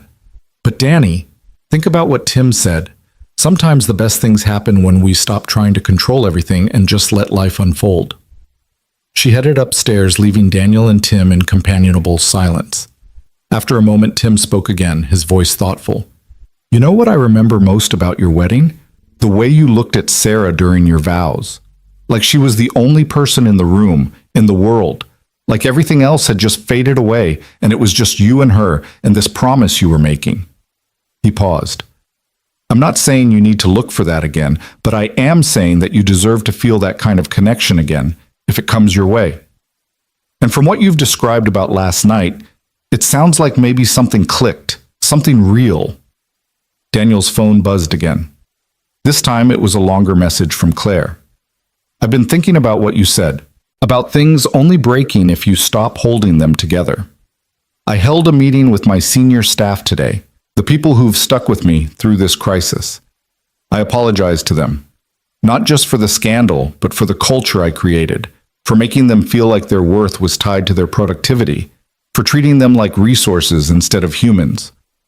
Daniel, some of them cried. One woman told me she hasn't taken a real vacation in 4 years because she was afraid I'd think she wasn't committed. I did that. I created that fear, and I need to fix it, not just through policy changes, but through actually being a different kind of leader, a better kind of human. You're helping me see that, thank you. Daniel typed back, You're doing the hard work. That takes courage. I'm proud of you. He hesitated, then added, And yes, I'll call you later, after Lily goes to bed. The response was immediate. I'll be waiting. And Daniel, I'm really glad you stopped to talk to me last night. I'm really glad you exist in the world. Tim, who'd been politely pretending not to notice Daniel's texting, cleared his throat. So, this Grant Foundation thing, that's a big opportunity. It is, almost too big. I've been running my garage on a shoestring for 3 years, doing what I can, helping who I can. The idea of actually expanding, of having resources, of being able to do more. Daniel trailed off. It's overwhelming. Good overwhelming or scary overwhelming? Both. That's usually how the best opportunities feel. Tim took a sip of his beer, thoughtful. You know what Jen tells parents when they come to her freaking out about their kids starting school or going through some developmental milestone? She tells them that growth always feels uncomfortable, that if you're not at least a little scared, you're probably not actually growing. Maybe that applies to adults too. The evening unfolded in the easy rhythm of family time. Dinner was burgers and corn on the cob, eaten around the big kitchen table, with Lily recounting her entire road trip experience to her cousins with the dramatic flair of a seasoned storyteller. She made the airport sound like an epic adventure, Claire into a beautiful princess in disguise, and Mr. Hops into a magical creature with healing powers. And then the princess Claire, she was so sad because a bad man hurt her castle her company. And Daddy said just the right things to make her feel better because Daddy is really good at that. And then she gave us this really fancy car with a driver named Robert, who told us about being in the Marines and showed me pictures of his grandkids on his phone. Jennifer's oldest, Marcus, who was 9 and deeply skeptical about everything, narrowed his eyes.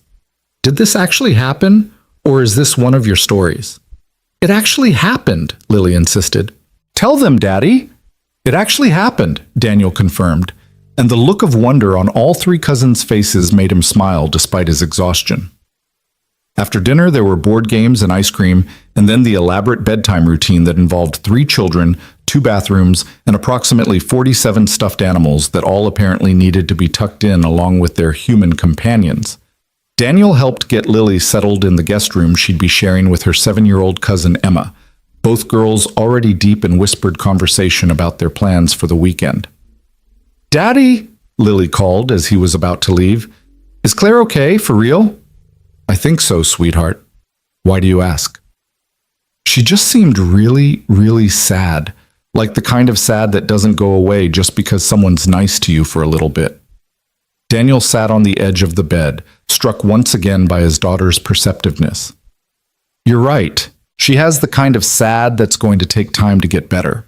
But I think she's working on it, and I think our being kind to her helped her remember that she's not alone. Good, Lily yawned, clutching Mr. Hops to her chest. I liked her. She has nice eyes, like Mommy did. The observation hit Daniel squarely in the chest. He hadn't consciously noticed the similarity. But now that Lily mentioned it, there was something about Claire's eyes, the warmth in them, the intelligence, the capacity for deep feeling, that did remind him of Sarah. Yeah, he said softly. She does. Do you like her, Daddy? Like her? I think she's a very nice person who we were lucky to meet. That's not what I asked. Lily's eyes were knowing beyond her years. It's okay if you do. I wouldn't be mad. I want you to be happy. Daniel felt tears prick at his eyes.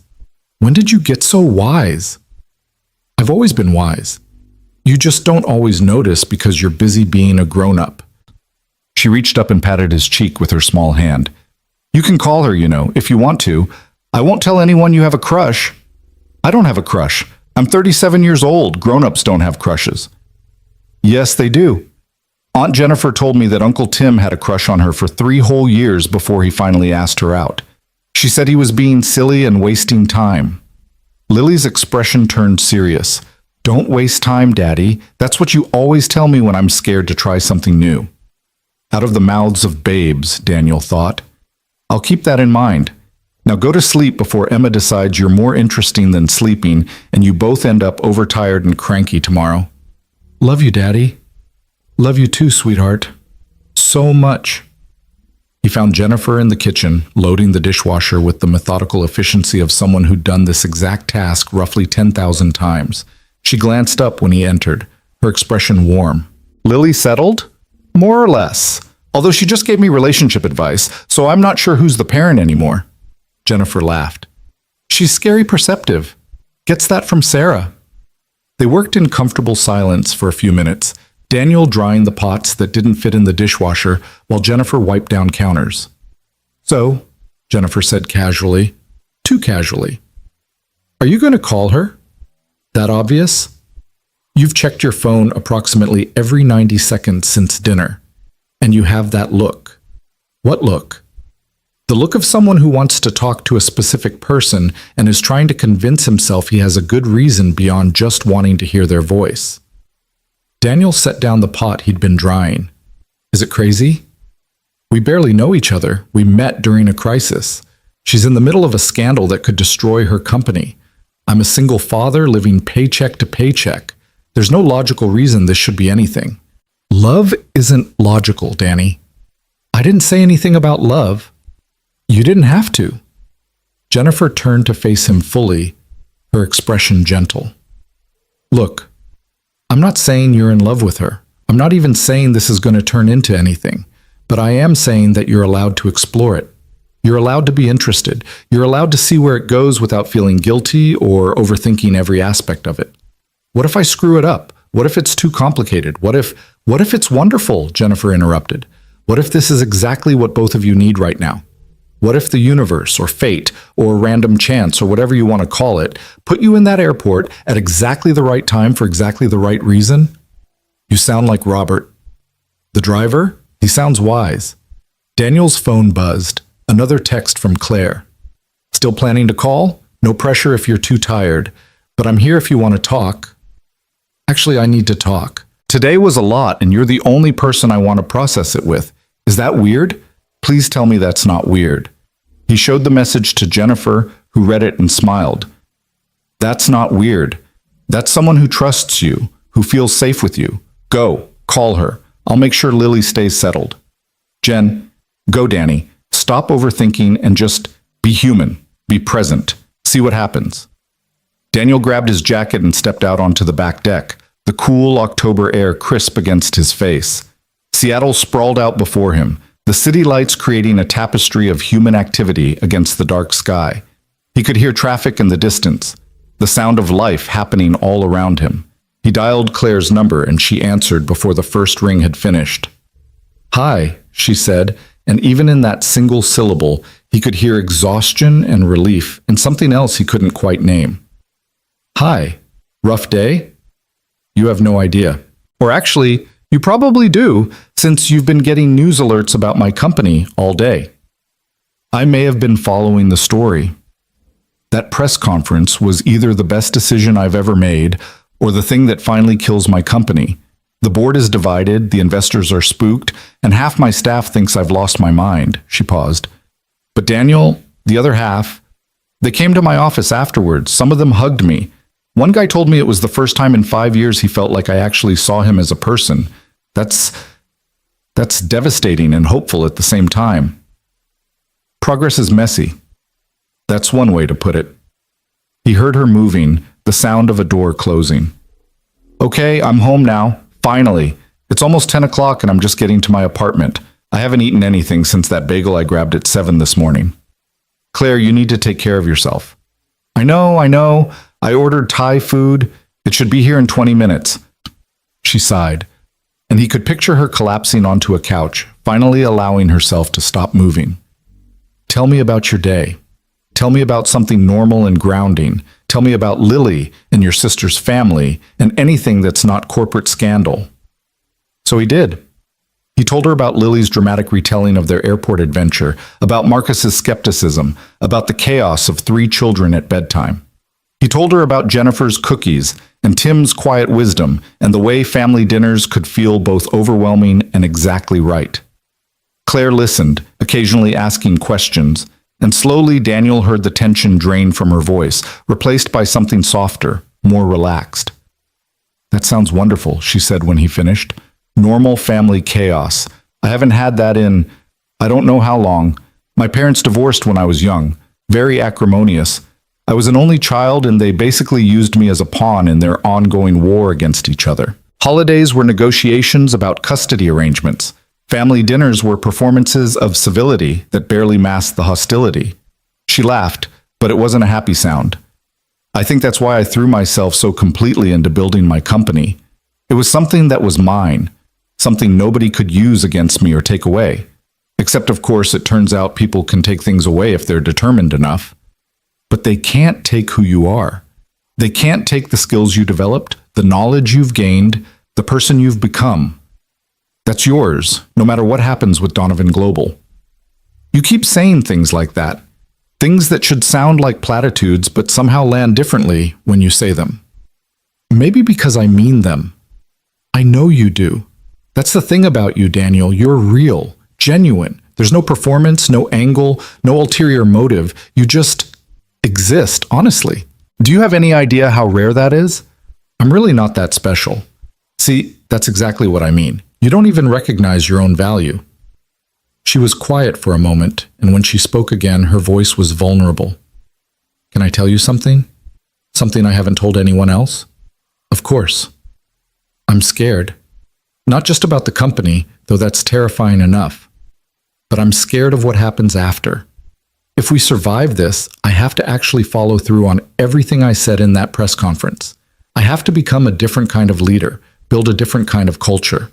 And I don't know if I can do that. What if I'm too damaged, too hardwired for the old way of operating? What if I try to change and it doesn't stick? Then you try again and again, and you keep trying until it does stick. Daniel leaned against the deck railing, looking out at the city lights. Change isn't a switch you flip, Claire. It's a practice. A series of choices you make every single day.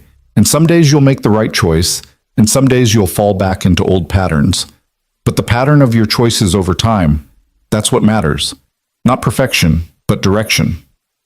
How are you so wise about this? 3 years of grief therapy and a lot of mistakes. He smiled even though she couldn't see him. After Sarah died, I had to completely rebuild my life. Had to learn how to be a single parent, how to run a household alone, how to keep showing up for Lily even when I wanted to disappear. And I screwed up constantly. Still do. But I keep trying, keep adjusting, keep choosing to move forward instead of staying stuck. That's all any of us can do. I wish I'd met you years ago. Maybe I wouldn't have made such a mess of things. Or maybe you needed to make this mess so you could learn from it, so you could become whoever you're meant to be next. Claire made a sound that was half laugh, half sob. There you go again, saying things that crack me open. Sorry. Don't be sorry. I need this. I need you. Is that okay to say? That I need you? The words hung in the air between them, heavy with meaning. Daniel felt his heart rate pick up, felt the moment expanding into something significant. Yeah, he said quietly. That's okay to say, because I think I need you too, to remind me that I'm more than just Lily's dad, more than just a mechanic, that I have value beyond the roles I fill. You have so much value, Daniel, so much to offer, and She paused, and he heard her doorbell ring. That's my food. Hold on. He waited, listening to muffled voices, a door closing, and then Claire was back. Okay, I have sustenance. The delivery guy looked at me like I was insane because apparently I look as wrecked as I feel. She laughed. I'm sitting on my kitchen floor eating pad thai straight from the container. This is what my life has become. Sometimes kitchen floor meals are exactly what you need. Is that the voice of experience? Lily and I had pizza on the living room floor last week because I was too tired to deal with the table. Sometimes survival mode means lowering standards. I like that.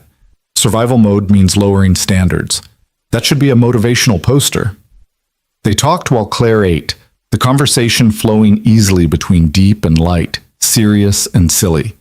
She told him about the first days of starting Donovan Global, about the terror and exhilaration of building something from nothing. He told her about the early days with Lily after Sarah died, about learning to do pigtails and pack school lunches and navigate the complex social politics of first-grade birthday parties. At some point, Claire moved from her kitchen floor to what sounded like a couch, her voice growing sleepy. "I should let you go," Daniel said, though he didn't want to. "You sound exhausted." "I am, but I don't want to hang up. Is that pathetic?" "Not even a little bit." "Daniel, can I ask you something personal?" "Sure." "Do you ever, after your wife died, did you ever think you'd feel this kind of connection with someone again?" His breath caught. "What kind of connection?" "This kind. Where talking to someone feels necessary, where their voice makes everything else quiet down, where you find yourself wanting to share things you don't usually share because somehow you trust that they'll understand." Daniel closed his eyes, feeling the truth of her words resonate through him. "Honestly? No. I thought that part of my life was over, that I'd had my chance at connection and lost it, and the rest was just going through the motions, being a good dad, doing good work, but never again feeling that spark of whatever this is." "Whatever this is," Claire repeated softly. "That's the question, isn't it? What is this?" "I don't know, but I know I haven't felt this way in 3 years, and I know that scares me and excites me in equal measure." "Me too. I've never felt like this, period. I've dated, had relationships, but there was always a part of me I kept walled off. Some core piece I wouldn't share because it felt too vulnerable, too dangerous. But with you, I don't know how to keep those walls up. You just walk right past them like they don't exist. Maybe because I'm not trying to get past them. I'm just trying to see you, to know you, not to conquer or possess or use, but just to understand." The silence that followed felt full rather than empty, charged with possibility and tenderness and the strange intimacy that could develop between two people who'd met by accident but stayed by choice. "I want to see you again," Claire said finally, her voice barely above a whisper. "Not eventually, not someday. Soon. Is that crazy? We live in the same city, and I'm asking when I can see you again like a teenager with a crush." Daniel felt a smile spread across his face, genuine and warm.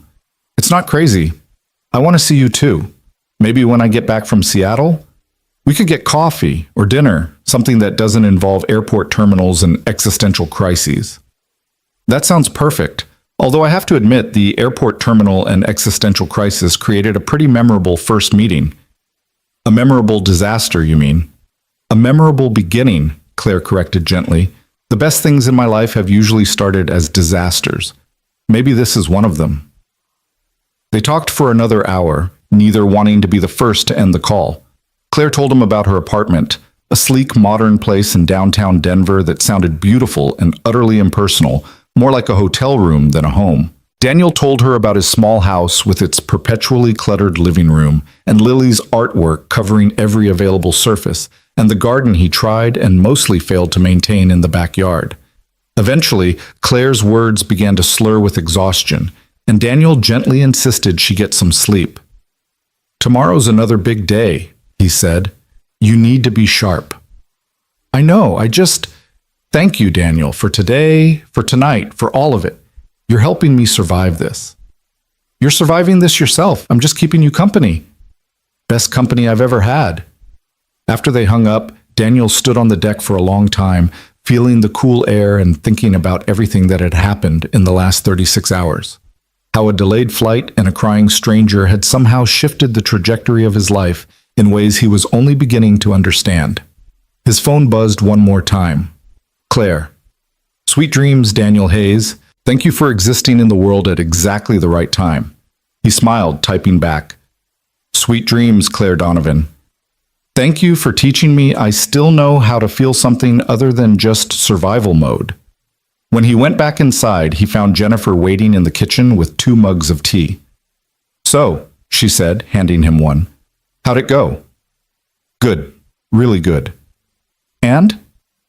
And I think I might be in trouble here, Jen. The good kind of trouble, but still.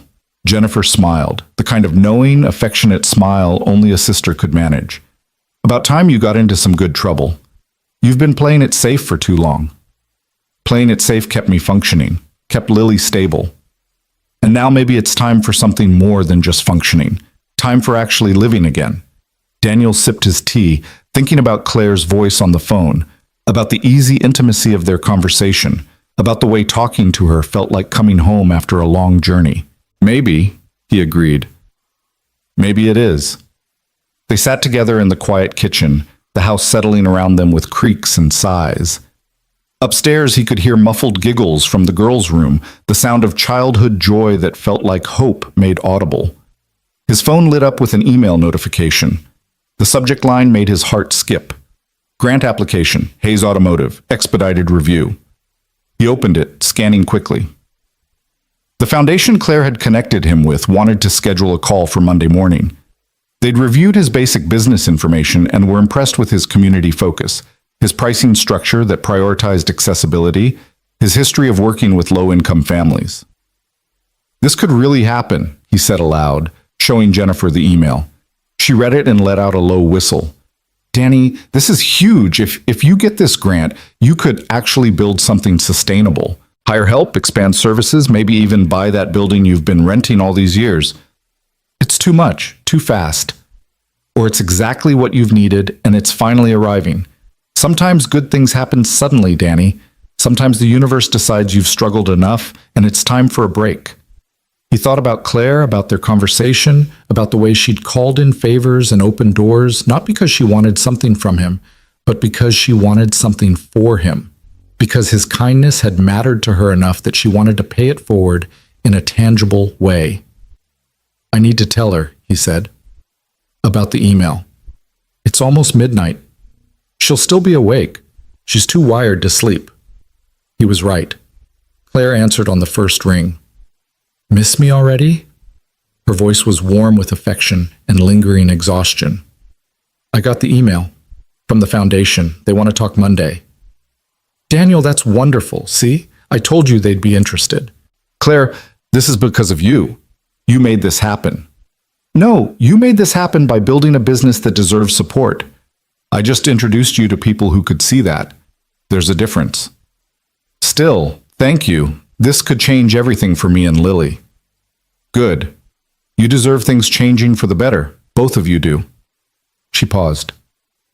Daniel, can I tell you what I love about you? The word love made his heart stutter, even though he knew she probably meant it casually. What? You accept help. Not easily, maybe, but you accept it.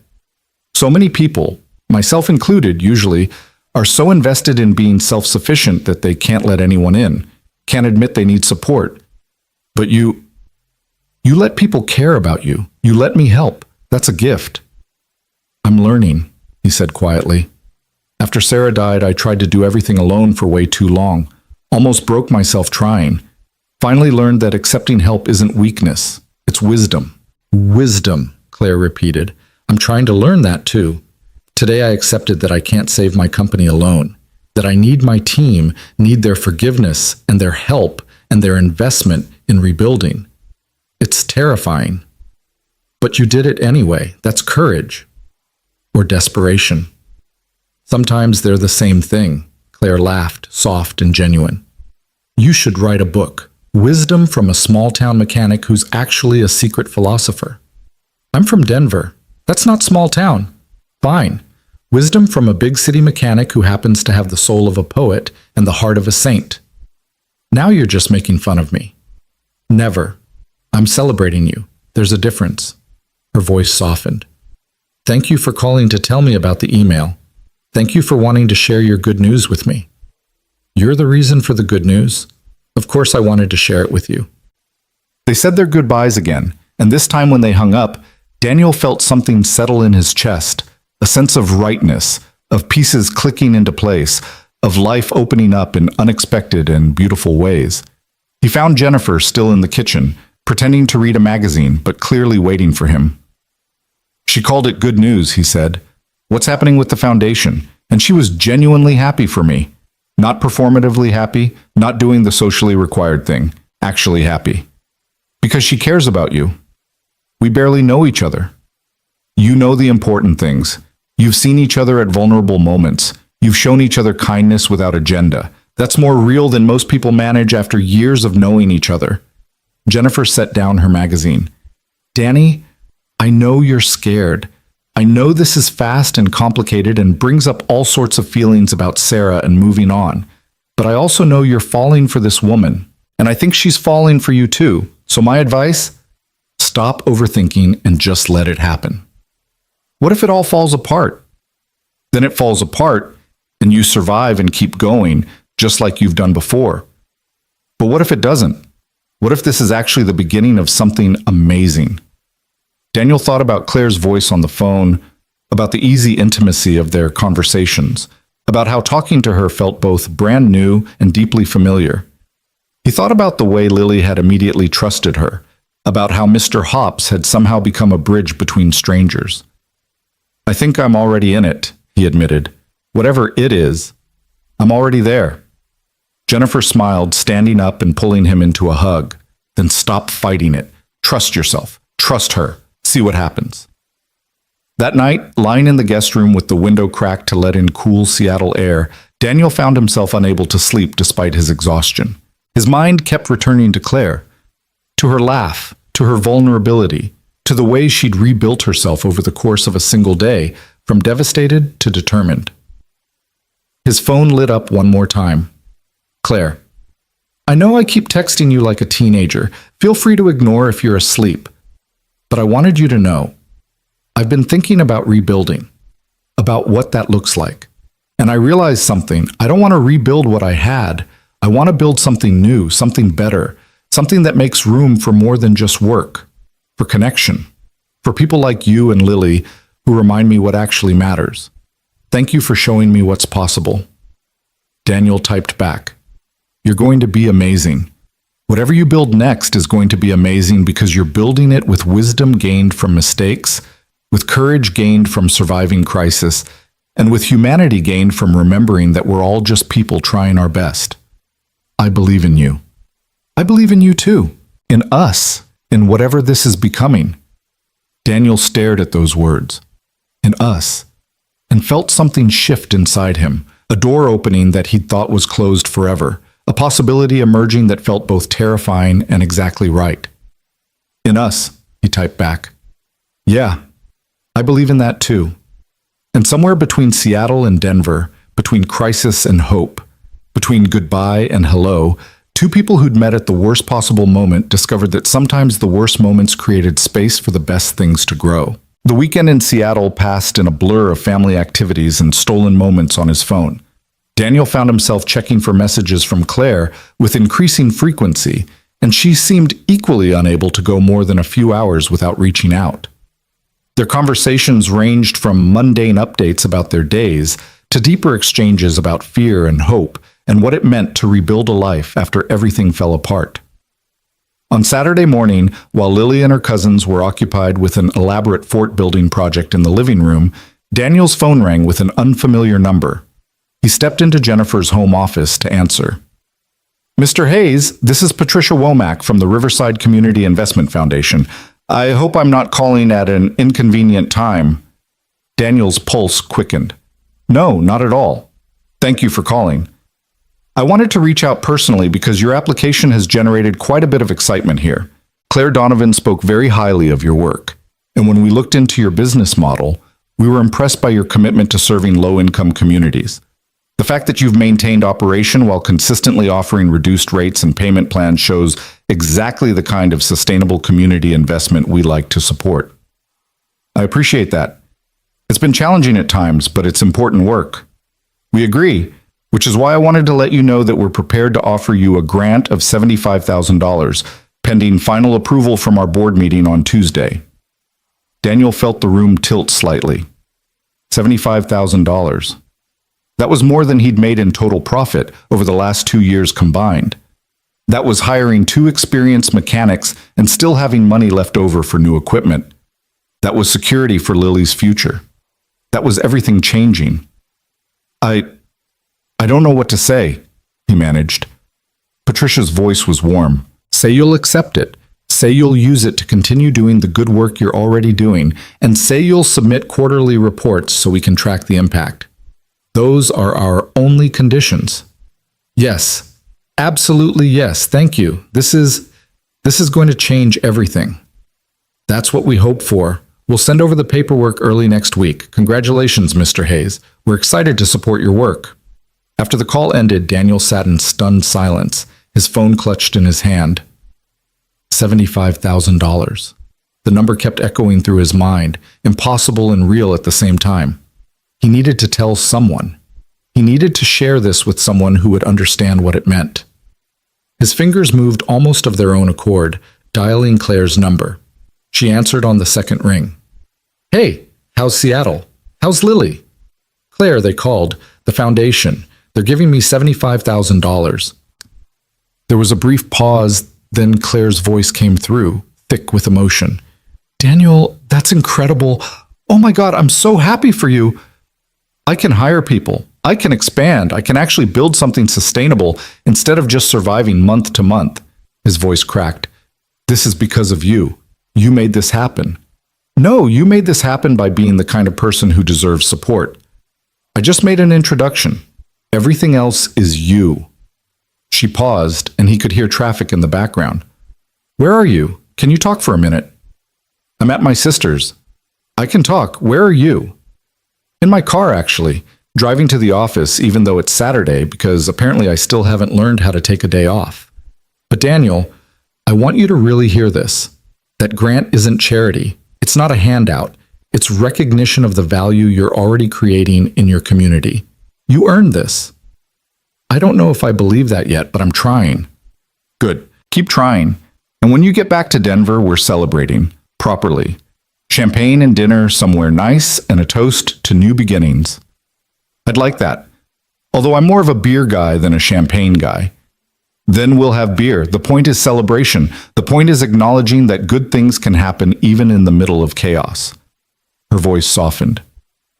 You gave me hope when I had none. Now I get to watch you receive something you've deserved for a long time. That feels like grace, Daniel. Like the universe balancing its scales. They talked for another 20 minutes, Claire walking him through what to expect with the grant paperwork, offering advice on hiring and expansion, asking questions about his business that showed genuine interest and understanding. When they finally hung up, Daniel felt lighter than he had in years, as if some massive weight he'd been carrying had finally been lifted. Jennifer found him still sitting in her office, staring at his phone with a dazed expression. That was quite a phone call, she observed. Good news? The foundation approved the grant. $75,000, Jen. $75,000. Jennifer's eyes went wide. Danny, that's amazing. Oh my God, that changes everything. That's what I said. He looked up at his sister. This is real, right? This is actually happening? It's real. It's happening, and you deserve every penny of it. She pulled him into a fierce hug. I'm so proud of you. Sarah would be so proud of you. The mention of Sarah brought tears to Daniel's eyes. His wife had always believed in him, had always pushed him to dream bigger, to see his own value. She would have loved knowing that he'd found a way to expand his ability to help people, to make a real difference in his community.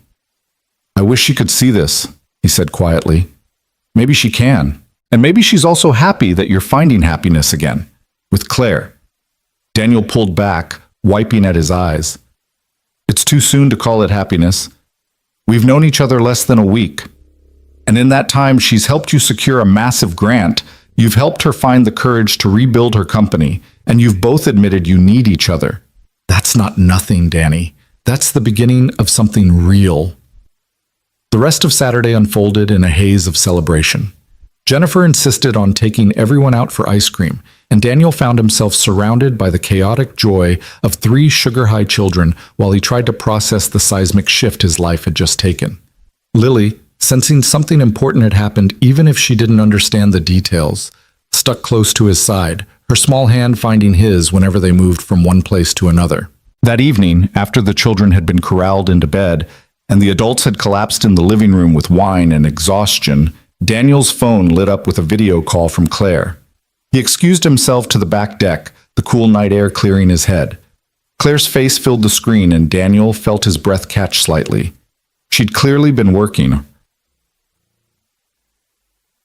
Her hair was pulled back in a messy bun, she wore glasses he hadn't seen before, and there were papers scattered around her, but she looked more relaxed than he'd seen her, even in their brief in-person meeting. "Hi," she said, smiling in a way that made her whole face light up. "I wanted to see you. Is that okay? Am I interrupting family time?" "You're not interrupting. Everyone's winding down for the night.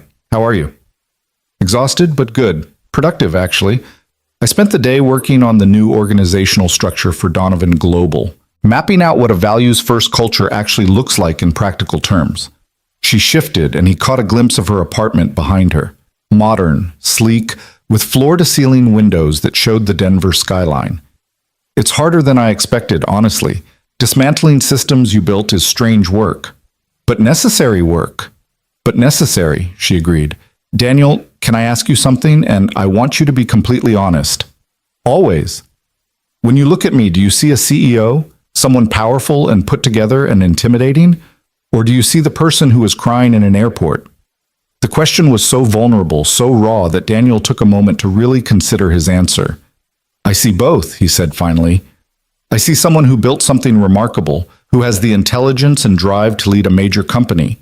But I also see someone who's learning that strength includes vulnerability, someone who's brave enough to admit when they're scared or lost or overwhelmed. I think I see the whole person, not just the role you play." Claire's eyes shimmered with unshed tears. "That's all I've ever wanted. For someone to see all of me and not run away. I'm not running anywhere." "Promise?" "Promise. Although fair warning, I'm probably going to screw up sometimes. Say the wrong thing or miss important cues or fail to show up the way you need. I'm not perfect, Claire. I'm just trying my best." "Your best is pretty extraordinary from where I'm sitting." They talked until Daniel's phone battery dropped below 10%, about everything and nothing. Claire told him about the messages she'd been receiving since her press conference, some supportive, many critical, a few that were outright cruel. Daniel told her about watching Lily play with her cousins, about the easy chaos of family life, about how Jennifer had insisted on celebrating his grant with entirely too much ice cream. "I want to meet her," Claire said suddenly. "Your sister, and Lily's cousins. I want to see this world you're describing. The family dinners, and the chaos, and the cookie baking, and all of it." "You'd hate it," Daniel said, but he was smiling. "It's loud and messy, and there's no structure whatsoever." "It sounds perfect. It sounds like everything I never had growing up. Everything I've been too busy to build as an adult." She paused, her expression turning serious. "Daniel, I need to tell you something. About my life, about who I was before all this." "Okay." "I was lonely. Desperately, achingly lonely. I had colleagues and business contacts and people I saw at industry events, but no real friends. No one I could call at 2 a.m. when I couldn't sleep. No one who cared about me separate from what I could do for them." Her voice wavered slightly. "I told myself I didn't need that my work was enough, that changing the world mattered more than personal connections. But it was a lie. I was lying to myself because admitting the truth, that I'd built this extraordinary career and lost my humanity in the process, was too painful. And now I'm terrified because I've started telling the truth, and I can't stop. I admitted my loneliness to you, to my team, to the whole business world through that press conference. And either it's going to destroy what's left of my company, or it's going to save it. There's no middle ground anymore." Daniel chose his next words carefully. "What if it's not about the company? What if it's about you? about saving yourself, reclaiming your humanity, building a life that's actually worth living. The company is my life. Is it? Or has it been a very effective way to avoid having a life? The silence that followed was heavy, but not uncomfortable. Daniel watched Claire process his words, saw her face cycle through several emotions: defensiveness, recognition, grief, acceptance. "You're right," she said finally. "God, you're right. I've been hiding behind Donovan Global for 7 years, using it as an excuse to not deal with my childhood trauma, to not risk real relationships, to not be vulnerable. And now the universe has basically forced my hand. Either I actually change or I lose everything." "You're not going to lose everything. How can you be so sure?" "Because you're already doing the work. You're facing the truth, making hard choices, being honest even when it's scary. That's not losing, Claire. That's winning. Maybe not in the way you expected, but in the way that actually matters." Claire smiled through her tears. "How are you so good at this? At knowing exactly what to say?" "I'm not. I'm just telling you what I wish someone had told me 3 years ago when my world fell apart. Sometimes we heal each other by sharing what we learned from our own pain." "I like that. Healing each other through shared pain." She wiped at her eyes, laughing softly. "Listen to us. We sound like a support group. Maybe that's what we are. A support group of 2. I'd join that group." Claire yawned, covering her mouth with her hand. "I should let you go. You're on vacation, and I'm monopolizing your time." "You're not monopolizing anything. I like talking to you. I look forward to it, actually." "Me too. More than I probably should, given that we barely know each other. We know the important things. We do, don't we?" Claire's expression turned soft, vulnerable. "Daniel, when you get back to Denver, can we spend real time together? Not just phone calls, but actual time. I want to take you to dinner. I want to meet Lily properly, not in an airport terminal at midnight. I want to see your garage and understand your work and just be around you. I'd like that a lot." "It's a date then." "Well, not a date unless you want it to be a date, in which case it's definitely a date. But if you're not ready for that, then it's just 2 friends spending time together, which is also completely fine." And she stopped, laughing at herself. "I'm rambling. That's not something I do. You make me nervous." "You make me nervous too, the good kind of nervous." "There's a good kind?" "The kind that means you care. The kind that means it matters." After they hung up, Daniel sat on the deck for a long time, thinking about Claire's face on the screen, about the way she'd admitted her loneliness so openly, about how she'd asked if their dinner could be a date, and then immediately tried to backtrack. There was something endearing about seeing this powerful, accomplished woman reduced to nervous rambling because of him. He found Jennifer still awake, reading in the living room. "That looked like an intense conversation," she observed. "She wants to go on a date. When I get back to Denver," she actually used the word date and then panicked and tried to take it back. Jennifer grinned. "And what did you say?" "That it's a date. That I want to spend time with her. That this matters." He sat down next to his sister.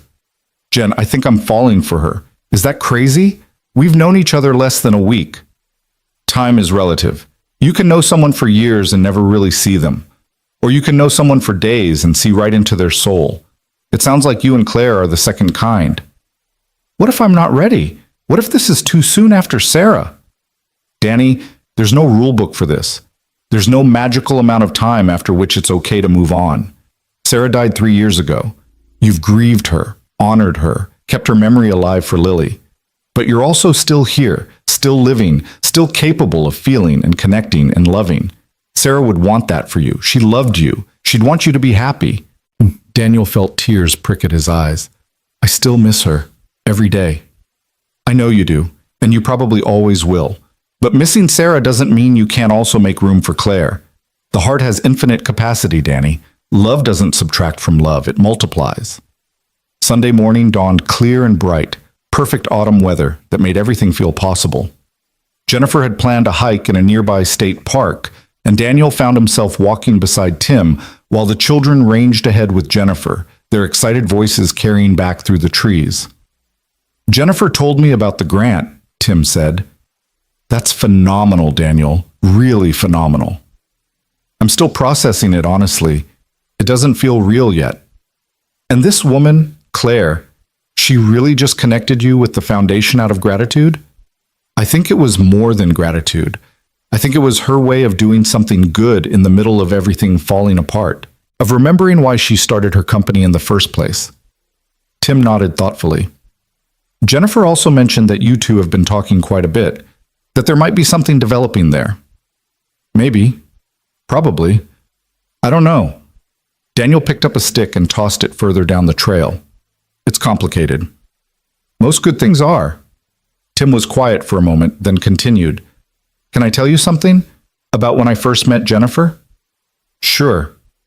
I was terrified of her. She was so competent, so together, so far out of my league that I couldn't imagine she'd ever be interested in someone like me. I taught high school science. She was finishing medical school. She was going to save lives, and I was going to teach kids about photosynthesis. It seemed impossible. But you asked her out anyway. Eventually, after 3 years of friendship where I convinced myself that being her friend was enough, that I didn't need anything more, and then one day she told me she was moving across the country for a residency program, and I realized that enough was actually a lie I'd been telling myself. So I told her how I felt, expecting rejection, preparing to lose even the friendship. Obviously that worked out. Obviously. But Daniel, the point is that sometimes the things that seem impossible are actually just scary. Sometimes the person you think is out of your league is actually the person who sees you most clearly. Claire sees you, really sees you. That's rare. Don't run from it just because it's intimidating. They hiked in comfortable silence for a while, the trail winding through towering evergreens and offering occasional glimpses of distant mountains. Ahead, Lily shrieked with delight over something, probably a particularly interesting rock or piece of moss, and Daniel felt a surge of love for his daughter so intense it was almost painful. His phone buzzed in his pocket, a text from Claire. Sorry to interrupt your Sunday, but I had to share. 3 major clients just called to say they're staying with Donovan Global. They said the press conference showed the kind of integrity they want to work with. Daniel, I think we might actually survive this. He typed back, That's incredible. I knew you could do it. Your honesty is your strength, not your weakness. Learning that slowly, hope you're having a beautiful day in Seattle. Thinking about you. Thinking about you too. Always. The week ahead stretched before him with new possibility. He'd fly back to Denver on Monday evening. On Tuesday, he'd meet with the foundation to sign the grant paperwork. On Wednesday, he'd start the hiring process for the 2 mechanics he desperately needed. And somewhere in there, he'd make time for that date with Claire, for the chance to sit across from her at a restaurant table instead of an airport cafe, to see who they could be when they weren't both in crisis mode. The thought filled him with equal parts excitement and terror. Sunday evening, as they were packing up to head back to Jennifer's house, Lily came and sat next to Daniel on a fallen log overlooking a small stream. Daddy, can I ask you something? Always, sweetheart. Do you like Claire? Like the way you liked Mommy? The question was so direct, so fearless, that Daniel had to take a moment to formulate an answer that was honest but age-appropriate. I like her very much, he said carefully. She's a good person who's going through a hard time, and I enjoy talking to her and spending time with her. But do you like her? Maybe. It's still early, and we're still getting to know each other. Why do you ask? Lily kicked at the dirt with her shoe, not meeting his eyes. Because if you did like her like that, it would be okay. I wouldn't be mad or sad. I want you to be happy, Daddy. You're always making sure I'm happy, but sometimes I think you forget about yourself. Daniel felt his throat tighten with emotion. When did you get so wise? I'm 6 3/4. That's practically 7. I know things. She looked up at him with Sarah's eyes. Mommy would want you to be happy too. I think she'd like Claire. You think so? Yeah. Claire listened to me talk about hermit crabs and didn't act like it was boring. And she let me hold Mr. Hops even though she was really sad. And she sent us a fancy car because she wanted to be nice. Those are good things. Mommy liked people who did good things. Daniel pulled Lily into his lap, holding her close. You're absolutely right. Mommy did like people who did good things, and you're right that it would be okay if I liked Claire in that special way. Thank you for telling me that, sweetheart. It means a lot. You're welcome. Can we get ice cream on the way home? The abrupt subject change was so quintessentially Lily that Daniel had to laugh. Sure, we can get ice cream. That night, after Lily had fallen asleep and he'd said his goodnights to Jennifer and Tim, Daniel found himself on the back deck again, phone in hand, debating whether to call Claire or just send a text. Before he could decide, his phone rang, Claire calling him. I was just thinking about calling you, he said by way of greeting. Beat you to it. She sounded happy, lighter than he'd heard her all weekend. I have good news. Real, substantial good news. Tell me. The board met this afternoon. Emergency Sunday session. They voted unanimously to support the restructuring plan. Not only that, but two of our biggest investors who'd pulled out have committed to coming back in. Daniel, we're going to make it. Donovan Global is going to survive. Claire, that's amazing. I'm so proud of you. I couldn't have done it without you. Without you showing me that vulnerability isn't weakness, that honesty matters more than appearing perfect, that people respect authenticity more than they respect carefully constructed facades. She paused, and he could hear emotion in her voice. You changed my life, Daniel Hayes. In less than a week, you completely changed the trajectory of my life. We changed each other's lives. That grant is going to transform my business, give me stability I've never had. You did that. We did that for each other. That's what this is, I think. Two people showing up at exactly the right time to help each other remember who they want to be. They talked until nearly midnight, their conversation ranging from practical matters about the coming week to deeper questions about what they were building together, what this connection meant, where it might lead. I'm nervous about our date, Claire admitted. Is that ridiculous? I negotiate million-dollar contracts without breaking a sweat, but the idea of sitting across from you at a restaurant makes me feel like a teenager. I'm nervous too, but the good kind of nervous. There's that phrase again. I'm starting to believe you might be right. That nervous can be good when it means something matters. It matters, Claire. You matter. This matters. You matter too, so much, more than I think you realize. After they hung up, Daniel lay in bed staring at the ceiling, his mind too active for sleep. Everything was changing so fast. The grant, the business expansion, Claire, the possibility of something real developing between them. It felt like standing on the edge of a cliff, knowing you were about to jump but unable to see what waited below. His phone lit up one more time. Claire, thank you for everything, for seeing me, for believing in me, for making me want to be brave. Sweet dreams, Daniel. I'll see you soon. He smiled, typing back, Sweet dreams, Claire. Can't wait to see you.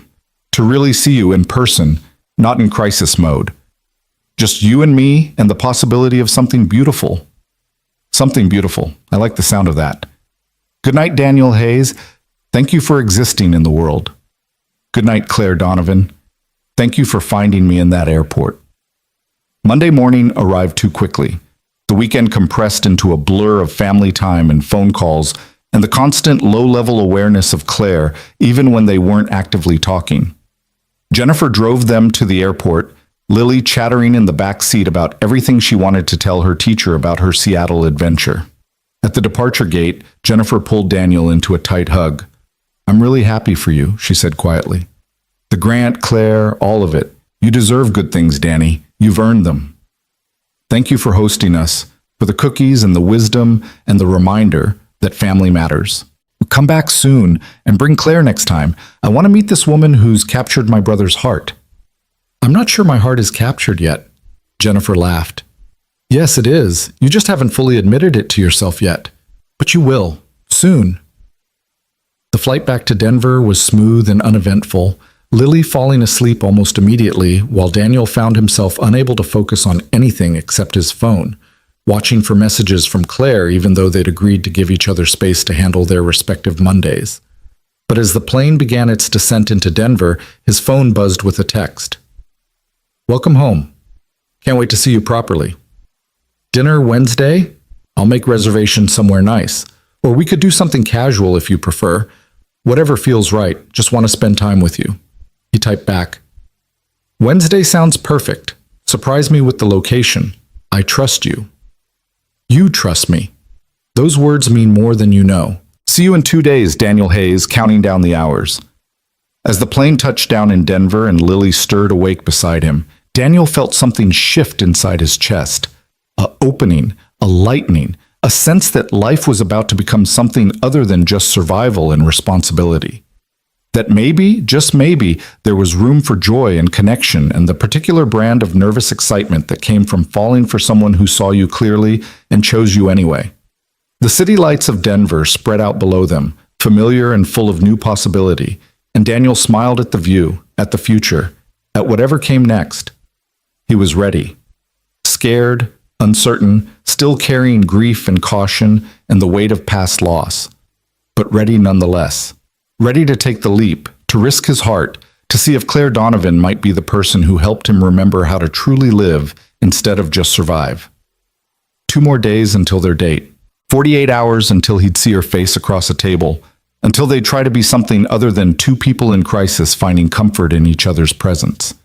2 days to prepare for whatever beautiful, terrifying, wonderful thing was beginning to bloom between them. Tuesday morning found Daniel at his garage before sunrise, unable to sleep through the combination of nerves about the grant meeting and anticipation about seeing Claire the following evening.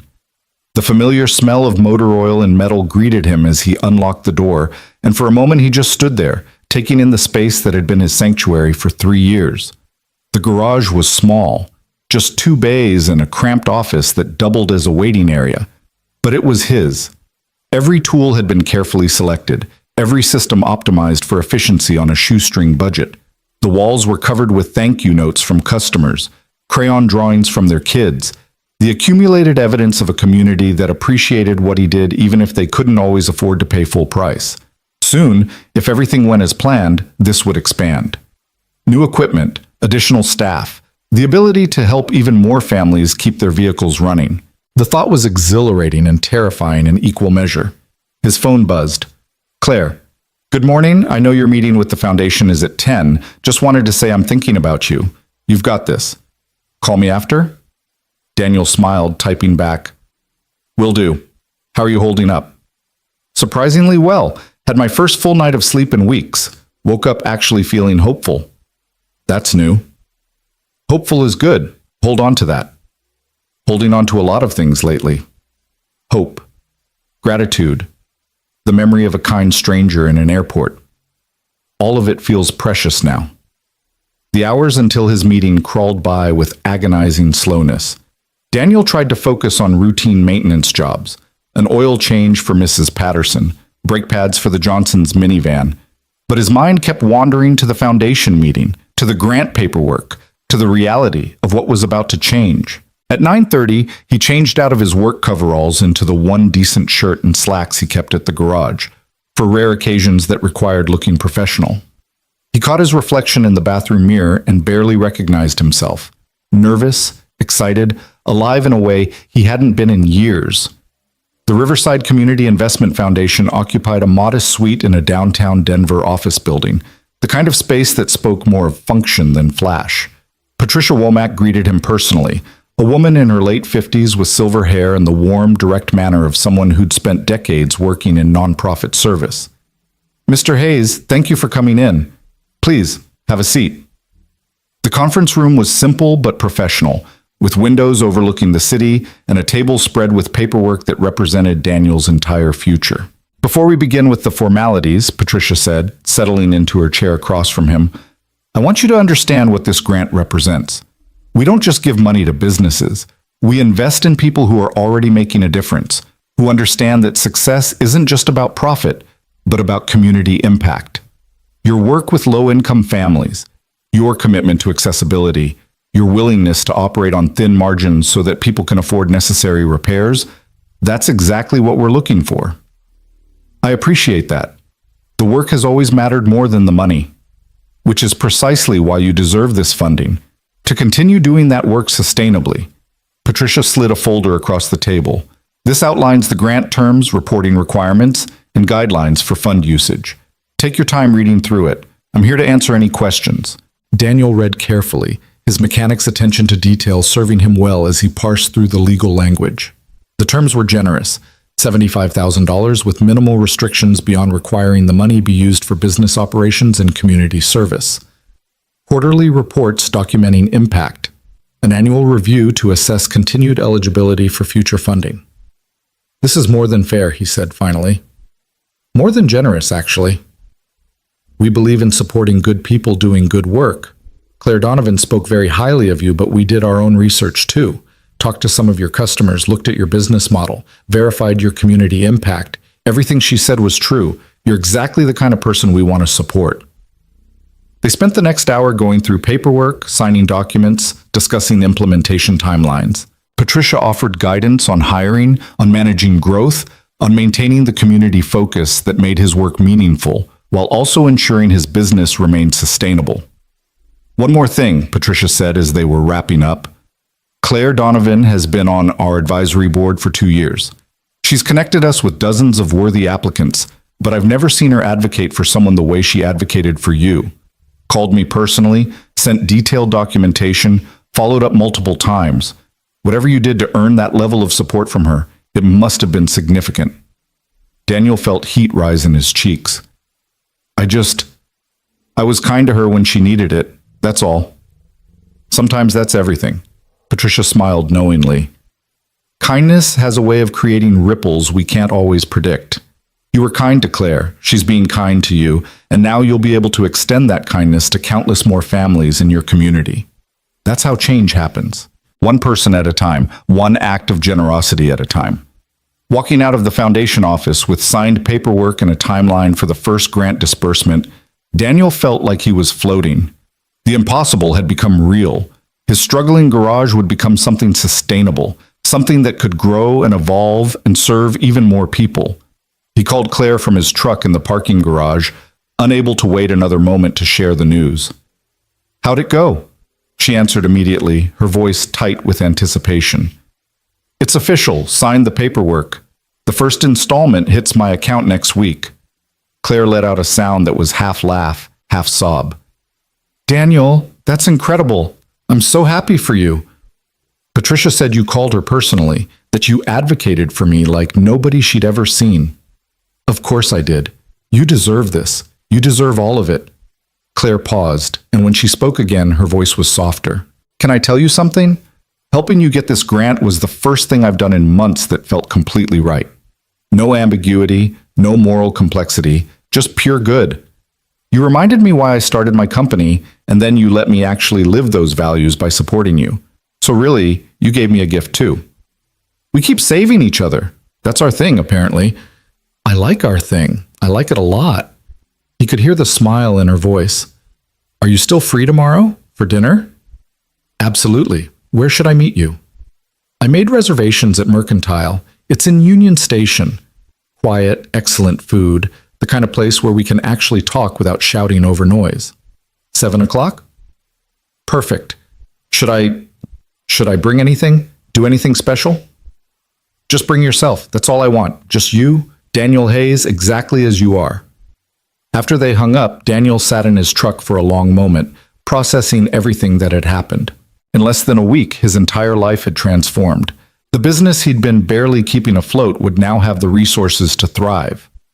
And the woman who'd been crying in an airport terminal was now the person he thought about constantly, the voice he wanted to hear first thing in the morning and last thing at night. The rest of Tuesday passed in a blur of work and planning and the occasional moment of panic about the date. Daniel found himself second-guessing everything. What to wear, what to talk about, whether he was ready for this, whether it was too soon, whether he was being disloyal to Sarah's memory by feeling this way about someone new. That evening, after putting Lily to bed, he found himself pulling out the box of Sarah's things he kept on the top shelf of his closet. Photos, letters, small mementos from their life together. He sat on the bedroom floor surrounded by memories, feeling the familiar ache of loss mixed with something new. Permission, maybe, or acceptance. I think I'm ready, he whispered to her photo, to her memory, to whatever part of her might still exist in the universe. I think I'm ready to try again, to let someone in. I hope that's okay. I hope you'd approve. The silence that followed felt gentle rather than empty, and Daniel took that as the blessing it probably was. Wednesday morning arrived with crystalline clarity, the kind of perfect autumn day that made Denver feel like the best place on earth. Daniel dropped Lily at school, returned to the garage to handle a few urgent repairs, and then found himself with several hours to kill before the evening.